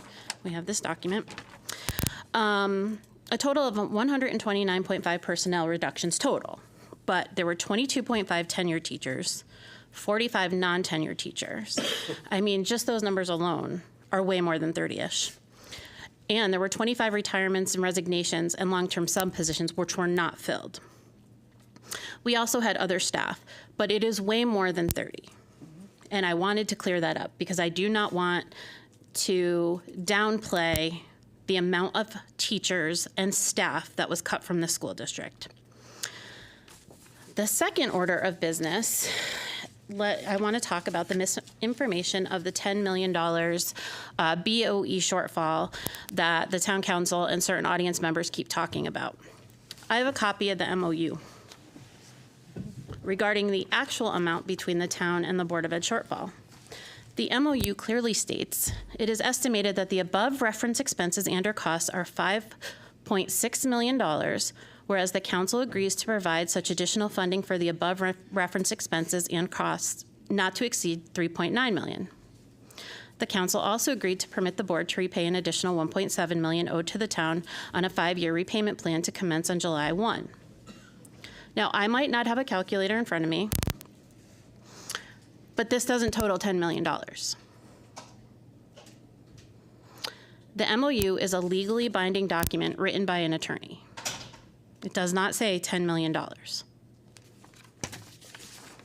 mayor signed it, Chairwoman Riley signed it. The numbers are here, legally binding document, MOU. The town took $3.9 million from their fund balance, and then we will repay $1.7. If this totals $10 million, my math is off. Like Councilor Santinella said, many towns in Connecticut have this issue. In a Connecticut Mirror article sent to me by Mr. Kober, there were many towns facing this, like Enfield. Yet, I do not see town council or selectmen from Middletown, Hamden, East Hampton, Darien, Bridgeport, Hartford, Stamford, New Haven, Wallingford, Danbury, just to name a few, claiming malfeasance and overspending, all while spending additional taxpayer monies on audits and partaking in misinformation over and over and over again. I'm going to skip my part because it's a long meeting, but I encourage everybody to read that Novak report on the facilities because I think we are very quick to say, hey, B&G isn't doing their job. Well, B&G doesn't have enough staff and they don't have enough budget. And it's right there in the 2018 report. And our buildings did not get this way in the 2021-2023 term. This has been 18, 20 years of non-investment. And I have some quotes from that, but I'm going to move on. Mr. Macchio, thank you for your continued diligence with the employee health insurance. Another fact, I'll stick to it, we should have $4.4 million fluid cash in our claim fund balance, and we only have $2.3 million. So far, we have not seen the reduction in claim experience. I hope maybe you have this. The BOE went from 570 employees enrolled in healthcare to 485 employees. I know we don't have a joint insurance meeting on the calendar. Through the chair, can we ask if or when we will have another meeting? Yeah, sure. I was going to ask if we could go to maybe one of the meetings where Cigna or Lockton came back or something like that, at least to sit in and watch. A few meetings back, our student rep Izzy shared with us at a board meeting information coming out of the Black and Brown Student Union. The students in the Black and Brown Student Union indicated that they encounter racism in town. We have seen blatant racism, as seen with the football player who was canvassing for a football fundraiser. What we don't see is the profiling happening at local stores and around town of our Black and Brown residents. We see questions and comments on Facebook asking where someone lives or if they are from Hartford.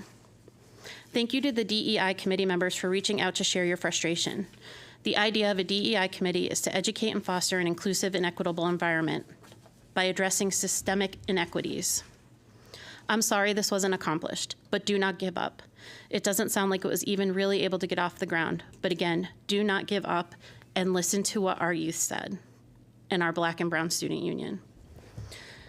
And lastly, I want to take a moment to thank Counselor Santinella and Counselor Sakala for shedding light and working to dispel misinformation at last week's Town Council, or should I say Misinformation Monday meeting. As Counselor Santinella said, words have consequences. Misinformation has consequences as well.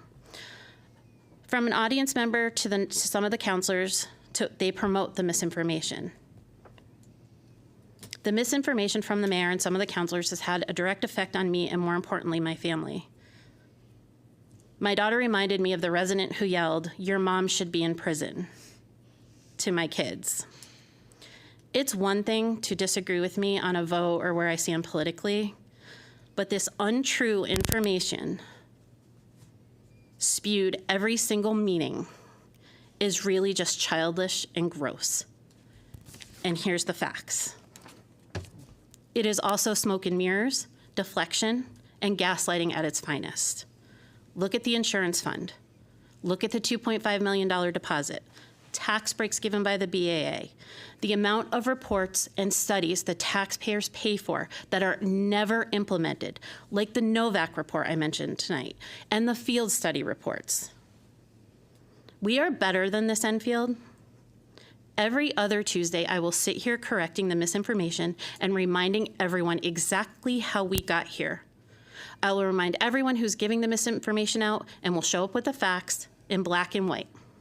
Denying the truth will not change the facts. Thank you. Thank you, Ms. LeBlanc. Anybody else want to go? No? Okay, I'm going to be quick, hopefully. So first, I want to thank the Enfield Republican Town Committee, the Candidate Review Committee, for their interview and selection process that they did in their own vacuum and gave us Dean, so that's awesome. And thanks for the council for sending them through to us. I wanted to thank Amanda for sending me and I believe Mr. Macchio was on it, some resources that you were talking about earlier. Thank you for those interesting read. The Novak report that Ms. LeBlanc brought up was the name of the report I've been trying to get my hands on for a while, but that report, we have talked about that ad nauseum for I don't even know how many years.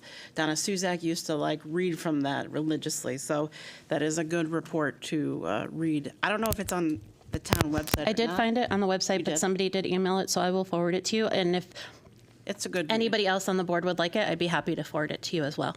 Of course. Yep. Okay. Yeah. Maybe just send the copy to Kathy and she can distribute it. Yeah. That'd be cool. Thanks. Perfect. I know at some point in time, I don't know if it would be an executive session or in a different committee or whatever, but I think Mr. Macchio understands that we do get a lot of superintendent special updates, and we're definitely going to have discussions around that. Hopefully they can lessen or we can rethink how things are done. last time I forgot what I was going to say, which is, not unusual for a 46-year-old, apparently, with 1,000 things on her mind.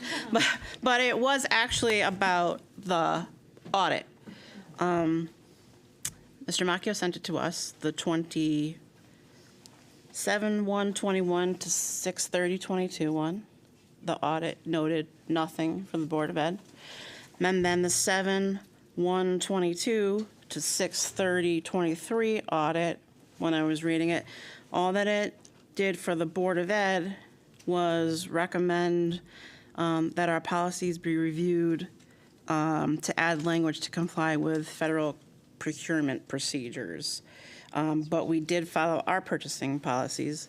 And then that the town and the board should update their policies to include that we will verify vendors are not suspended or debarred, but that they noted that the vendors that we did pick were not suspended or debarred in any way. So those were the big findings from the 2 audits. So they did not do internal controls, so I guess that's kind of what the audit that they're going for the town council is going to review. So it'll be interesting to see what that says. But for the 2 that I read, there was really nothing that was glaringly crazy.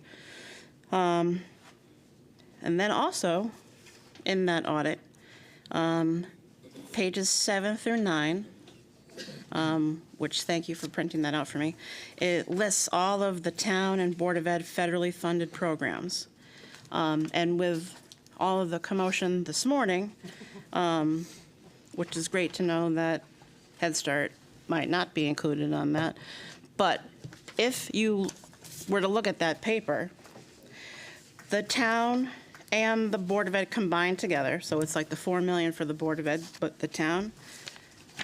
Now, and I don't know what's going to be included or not included or whatever, but just so people are aware, it's $17 million that we get from the federal government in grants. So that is a large chunk of money to have to possibly make up if and when things occur or don't occur. I don't know. Obviously, many other people don't know, but I just wanted to just put it out there for information that just so you know, so it's out there. I just wanted to give you that. And then, correct me if I'm wrong, but another key takeaway of your budget presentation is that we will be in that line, in the total number, is that we'll be repaying the town council early because we would have paid them early and then that'll decrease the amount of payments that we need to pay back, right? That's in there? Thank you for pointing that out. I failed to mention that. Yes. So we would be making our first payment would be at the end of this fiscal year. Okay. And then the next 5 years worth of payments would be less. Yep. Cool. All right. And then I'm sticking my neck out here, and I know I'm probably going to get slack for it, but it doesn't matter if you're sitting up here or if you're sitting on the town council or you're sitting on another board and commission, but really, I don't think anybody should be threatened with somebody needs to go to jail or some congressional hearing like this. We're literally just volunteers. We don't get paid to do this. I mean, like the mayor of East Hartford, I think gets paid like, I don't know, $140,000, and we get zero, and I think we put in as much hours as they do. So, we're all one big community, and, people disagree. I disagree with Tina all the time. She disagrees with me, but at the end of the day, we move on. We can agree to disagree, and it is what it is. So just some kindness in the community would be good right now. And those are all of the comments that I had for the evening. So, moving along. Unfinished business, policy revisions, second readings.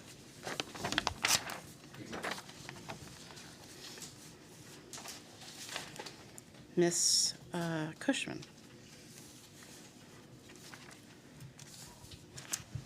Okay.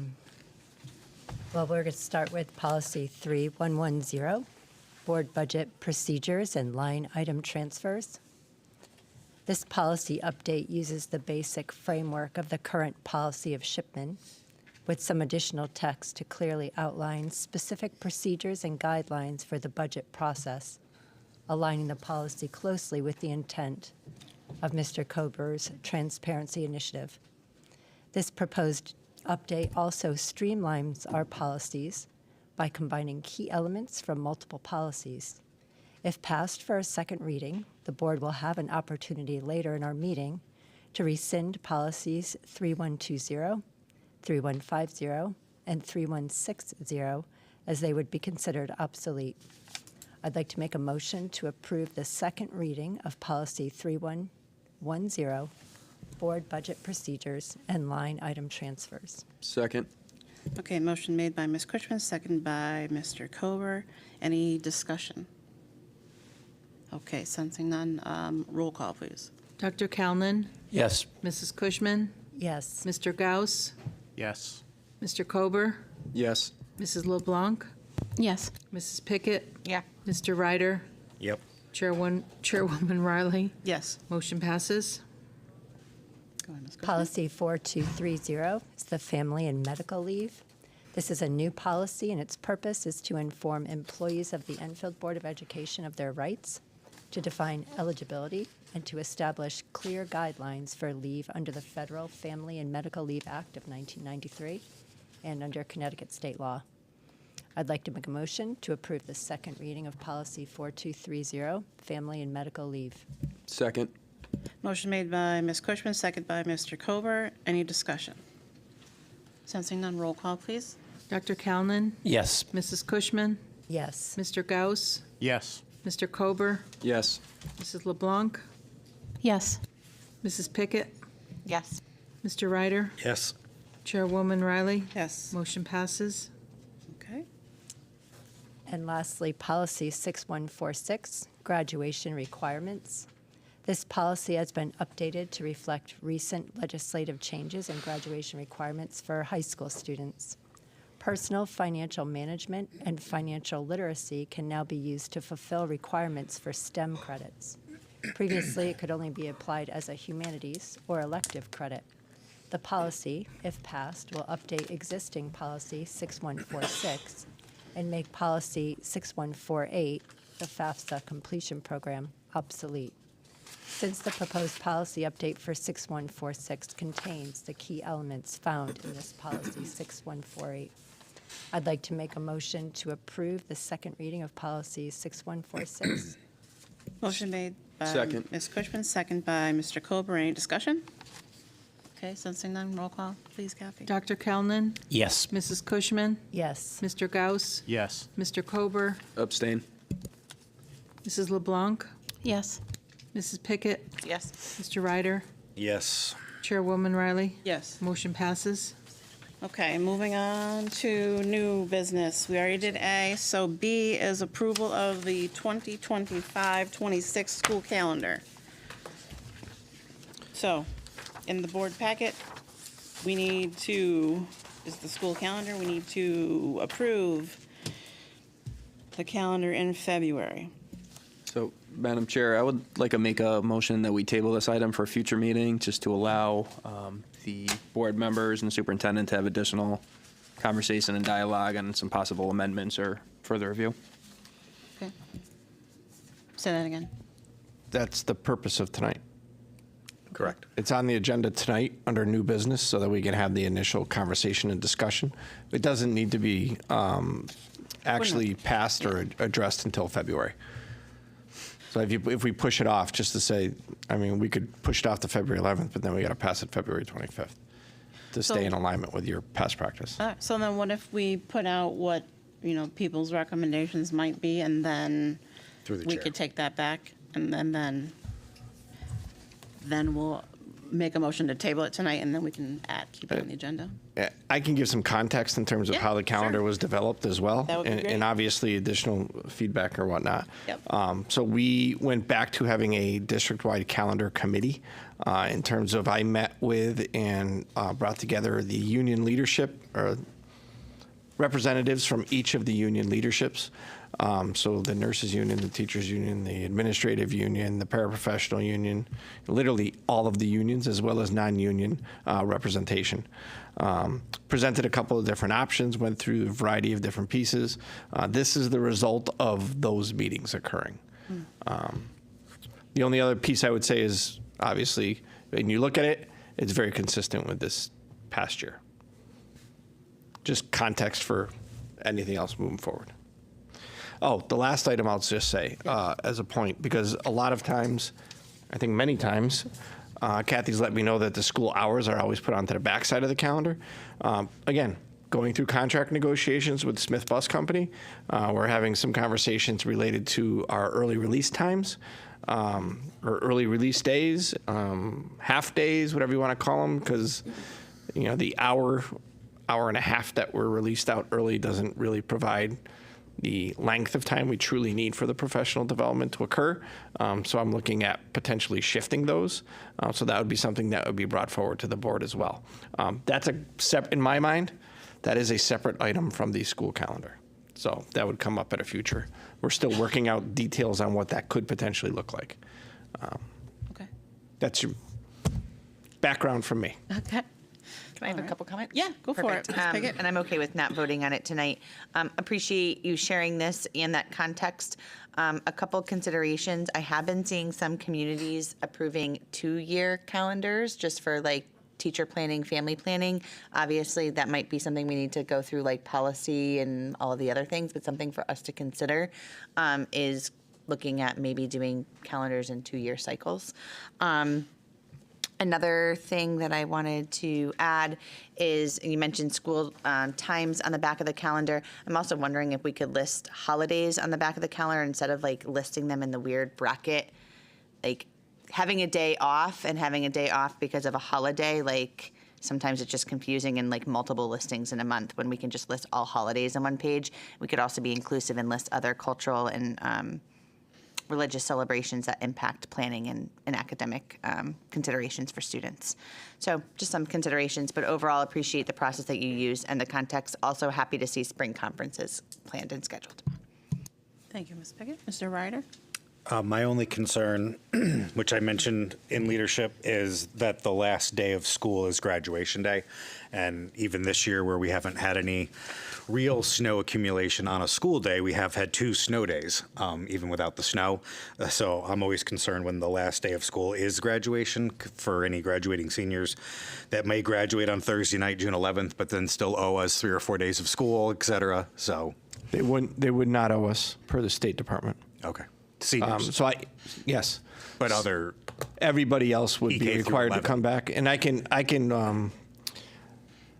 don't know if I still have it because it was when I was in the previous district, but I did get clarification from the state regarding as soon as you said it, they're not required to make up the days. Okay. That would be my That's why every senior out there is really hoping for a lot of snow days. Right. We are. Mr. Cover? All right, so I'll use this opportunity to put out some of my thoughts, and a lot of them will probably just echo some of our conversations that we had last year on the calendar. So I know I'm a firm believer, and I've had a lot of contact from constituents and stuff that, students, there's still a lot of favorability that the first day of school is after Labor Day. I know at one point our policy did require that. The policy kept getting waived, and then the policy changed. So from an individual stance, I would strongly support, moving the start date to the right to that Tuesday after Labor Day. Again, I had previously mentioned, I feel like we have a understanding our collective bargaining agreement sets 6 full PD days, and that seems pretty standard. But looking at our district compared to others, we do have a high number of early release days.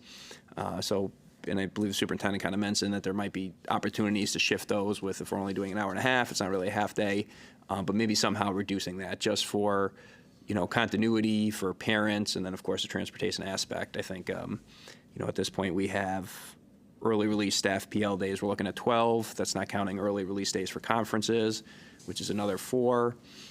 And then again, we have the 6 full days of PL. As Mr. Ryder mentioned, I too was kind of thrown off that the 181st day of school was the graduation date. So one of my thoughts was, bumping that graduation date back to cover the snow days. We just kind of addressed that. And then I did have some other thoughts. So through the chair to the super, I'll send you some ideas for maybe some other days with vacations and holidays that might be better adjusted. So that's all I have at that point, and I look forward to further discussion as we get this calendar approved. Okay, anybody else? Okay, so I need a motion to table the approval of the 25-26 school calendar. So moved. So Second. made. Sorry. Motion made by Mr. Ryder, second by Mr. Cover. Any other discussion? Sensing none. Table to next meeting, yep. Does that show of hands, Kathy? Okay, show of hands in favor is 8 in favor, none against, right? Or- I'm oh, wait. abstaining. Oh, sorry, hold on, I didn't see that. Sorry. You like hiding behind over there. Okay, so there are 7 in favor, abstentions is 1 and none against. Okay. All right, so item C is rescinding obsolete policies. So the policy committee recommends rescinding 4 existing policies with the creation of the 2 new policies that we just approved. So the following policies are now considered obsolete. Policy 3120, preparation of budget documents. Policy 3150, adoption of budget. Policy 3160, transfer of funds, and Policy 6148, FAFSA completion program. So I need a motion. So moved. Can I make? Can I amend the motion to include all 4? Are we doing all At these the same together? time, yeah. We're gonna, Yep. I need a Cool. motion to approve making them, all 4 policies obsolete. If you don't mind. Yep. Yeah, I'll still. You good with that? I'll still move in that motion. So, Okay. So moved. Motion made by Mr. Kober. Second by Ms. Cushman. Any discussion? And I'll just clarify for the public, so these policies are being rescinded because the second readings of the policies absorb these and consolidate them. So we're beginning to streamline our existing policies. Awesome. Ms. Cushman, I'm sorry, I didn't mean to take your thunder. I was just trying to move things along. Okay. All right, so motion by Mr. Kober, second by Mr. Ryder. Roll call, please. Dr. Kalman, Yes. Mrs. Cushman, Yes. Mr. Gauss, Abstain. Mr. Kober, Yes. Mrs. LeBlanc, Yes. Mrs. Pickett, Yes. Mr. Ryder, Yes. Chairwoman Riley. Yes. Motion passes. Okay. Item 11D, appoint Board of Ed members to the pre-referendum committee. All right, so it doesn't technically have to be a formal vote, but we definitely need to announce who we would like to have on the pre-referendum committee and just like have a consensus. So I know that from the Republicans, it's going to be Mrs. Cushman and myself. So I would need the 2 Democrats, and I would also need the 2 administrators that are recommended to be on the pre-referendum committee. So the 2 administrators that have agreed to participate are Lauren Andrews and Kate Flanagan. Okay. And then obviously when we need expertise and things of that nature, Jackie Valley's on hot standby for when we need to bring her in for pre-K, as well as every other administrator that we have available to us, specifically John Daig. Okay. And then, Well, it's just me right now. We're having a hard time deciding because there hasn't been a lot of information. I know you don't have a lot of information coming out of the committee on like the commitments, the nights and the time. yeah. I don't know if you want to share your thoughts on it. Well, no, my only concern is, well, my primary concern at this moment is we just don't know who's in charge of this committee. Yep. When we're meeting, how frequently, et cetera. So, as of now, Mrs. Pickett and I are willing to work, with the group.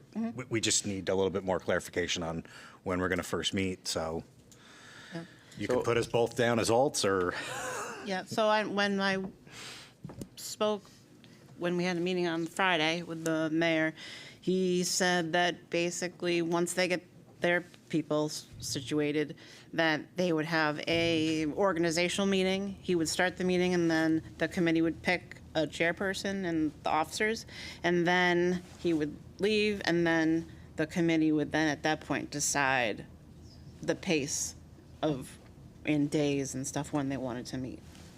Yeah, That's Madam the Chair, I was direction going to I add have. that for like a new town committee, whether it's a subcommittee for ours or that, I feel like that's a standard practice. You appoint the members, their first meeting, if it's a town committee, the town clerk or the mayor or something would preside.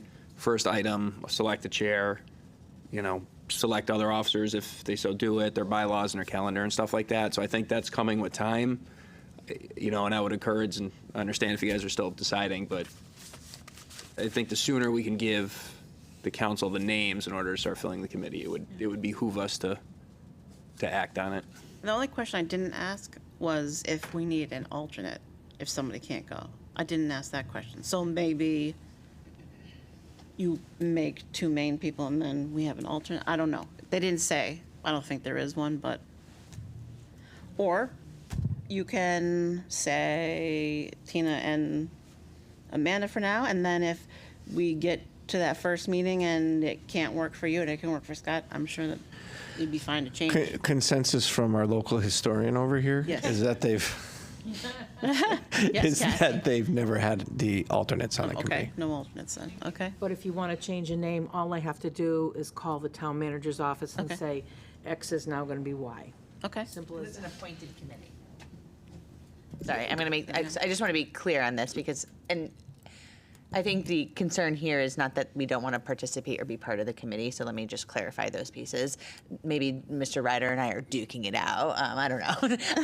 But No, we're not. I've already done this committee. Yeah.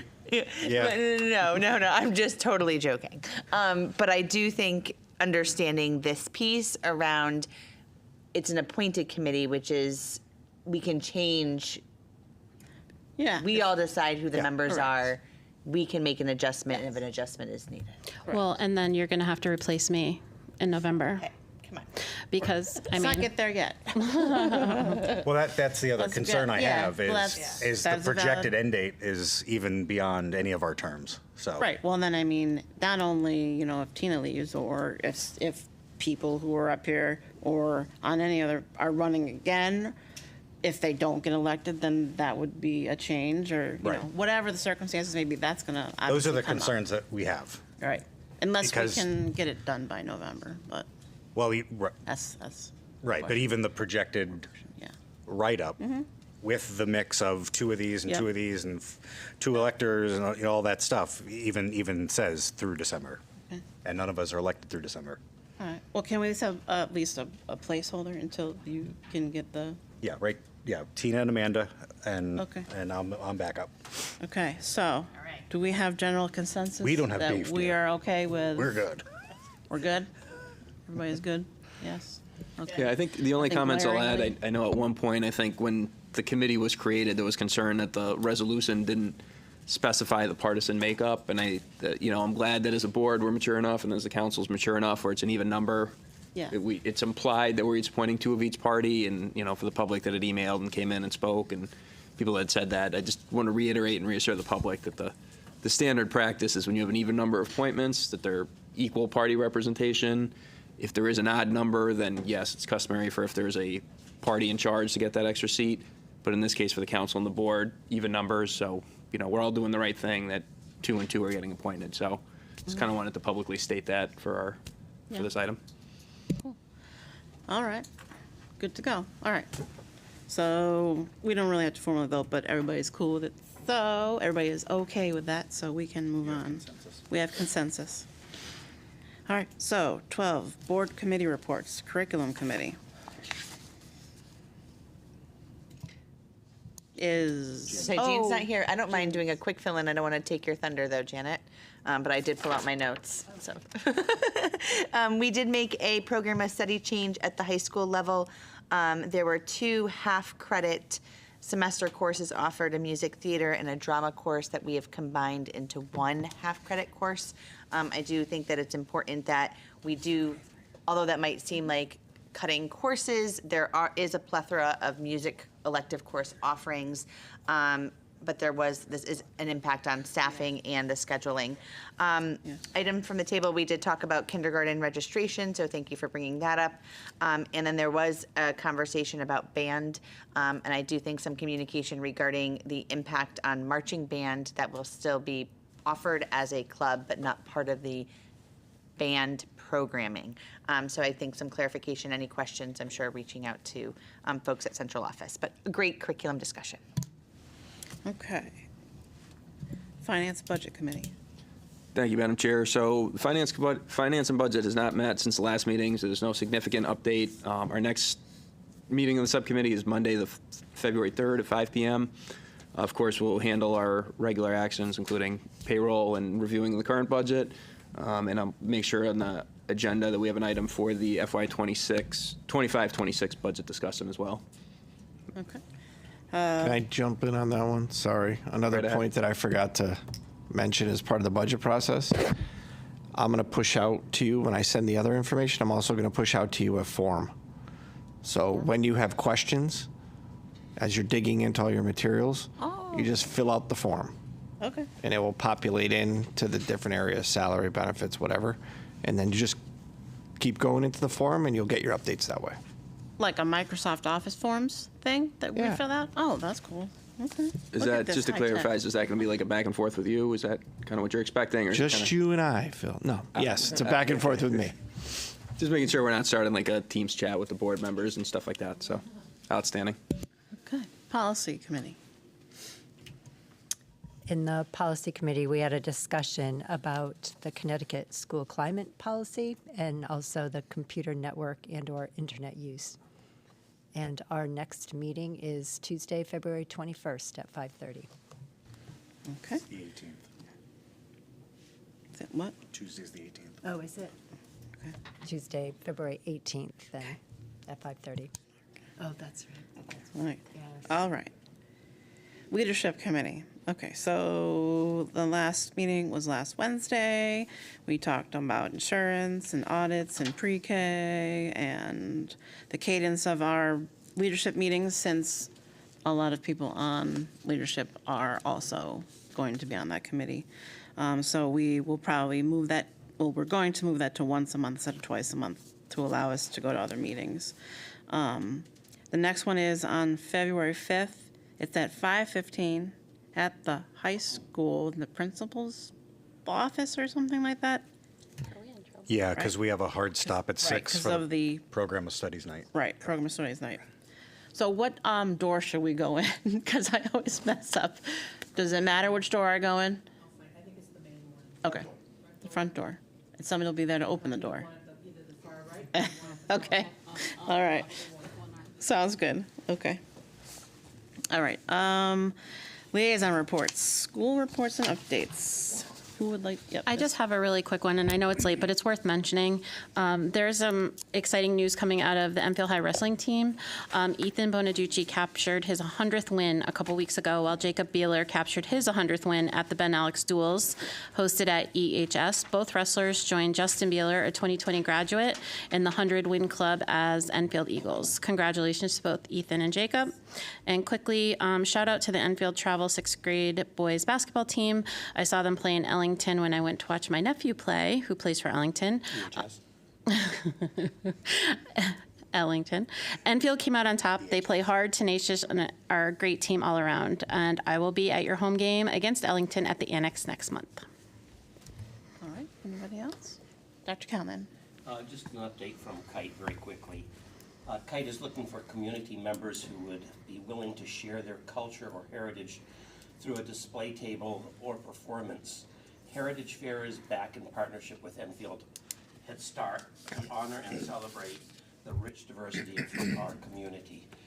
It will be held on March 29th from 11 to 2:30 p.m. at JFK Middle School. Please contact Kite Program Coordinator Hannah Sung for more information. If you have a child under 6 years old, Kite would love to hear from you.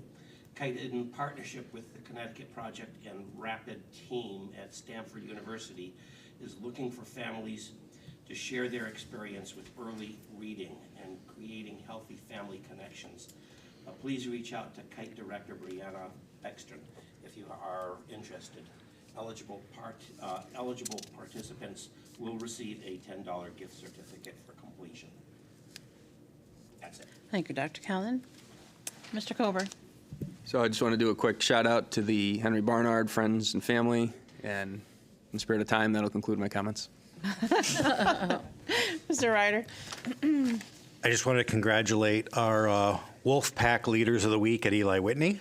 Third grade, Ashton F., fourth grade, Victor G., and fifth grade, Gwen L. Those were our Wolf Pack Leaders of the Week by grade level. Also, through the chair to the superintendent, this is the last week of January, and I checked today, the nutritional services February lunch menus will start on Monday, and they're not posted yet, so if we could just get those up at some point this week. What? They came home today, though. Oh, okay. Paper copies are on the way. Okay. The website still had January up, so this is the last week of January. Okay. That's Could all. be Thank you. because she keeps getting displaced from her office. Fair enough. Twice this week, right? Twice this week, yeah. Anybody else? Okay, so Hazardville Memorial, they'll be making Valentines for veterans this year to be sent to the Veterans Hospital in Rocky Hill. For at least 25 years, Enfield students have made cards that have been distributed to local veterans care centers. So thank you to Michelle Wilcox for spearheading that. I forgot to mention it last time, but the Pause Time program at Hazardville has been featured in this month's issue of Teach magazine. So a shout out to Kelly Rossetti, Amber Venustos, Nicole Grimes, Denise Boffey, Jessica Sengupta, and Caitlin Taylor for their work as a committee to continue this program at Hazardville. And a special congratulations go out to Kelly and Amber, who co-authored the article. And Pause Time is a very, very cool program that they got going on over there that would be great to see duplicated. They also have an early February literacy initiative called Heart's Words at Home, where students are encouraged to practice a list of heart words, which they're known as, which are their sight words, with their families to support their reading. So students who participate will get a special heart memento for their hard work. Save the date for International Read to Me Day is on Wednesday the 19th, and they're going to invite special guests to come and read to them on the 19th. If anybody here on the board is interested, she's going to send more info out to us. They had a PTO bingo event last night. It was tonight. Tonight? I think it I was don't tonight know. before our meeting. She said earlier this Okay, evening, so yeah. maybe she's writing this for Yeah. me tonight. Yeah, it was earlier today. Okay. And then there are pause assemblies on Thursday morning at 9, featuring K1 and K3 as the spotlight classrooms. And the mid-year assessments and the teachers are working hard to do data dives to support the unique learning needs of their students. So that was Hazardville. Anybody else? Okay, joint facilities. Next meeting is February 13th. Okay, joint insurance, we're gonna work on that next date. Joint security. Next meeting is 2/14 at 9:30. Okay. Valentine's Day. Enfield Mental Health Committee. Oh, we're gonna- I talked with Ms. Hickory today. We'll reschedule at another time. Obviously, she's dealing with family issues. Okay, rescheduling that, yep. Madam Chair, just as a note, and I believe we mentioned it last time, just for that item 13 for future, now that we've elected the pre-referendum committee to keep that as a rolling agenda item. Yep, yep. Yeah, and then the JFK Program of Studies Night is going to be at the high school at 6 p.m. on next Wednesday, February 5th. And Buzz Robotics, they are currently building their robot. It's something to do with the ocean and sea, because one of them's called like algae and another one's called like coral. So I'm kind of interested to see what happens there. They're having a fundraiser on the 15th at the Annex. It's a paint night, and it's up on their Facebook page. Okay, so approval of, anybody else with any other ones? No? Okay. Approval of regular Board of Ed meeting minutes from January 14th, 2025. I need a motion. So moved. Motion by Dr. Callen, second by Mr. Kober. Any discussion? Okay, show of hands in favor. Okay, 8 in favor, none against. All right. We don't have approval of council payroll, Nothing right, for Mr. item Kober? 15, Madam Chair. Perfect, thank you. Mr. Ryder, nothing for correspondence? Nothing that wasn't included in our packets. Wonderful, thank you. No need for executive session. Okay, I need a motion. Madam Chair, I move Yes, sir. we adjourn. I have a motion by Mr. Kober, a second by Ms. Pickett, and everybody else, and hands in favor. 8 in favor, none against. Thank you for sticking around. Have a good night.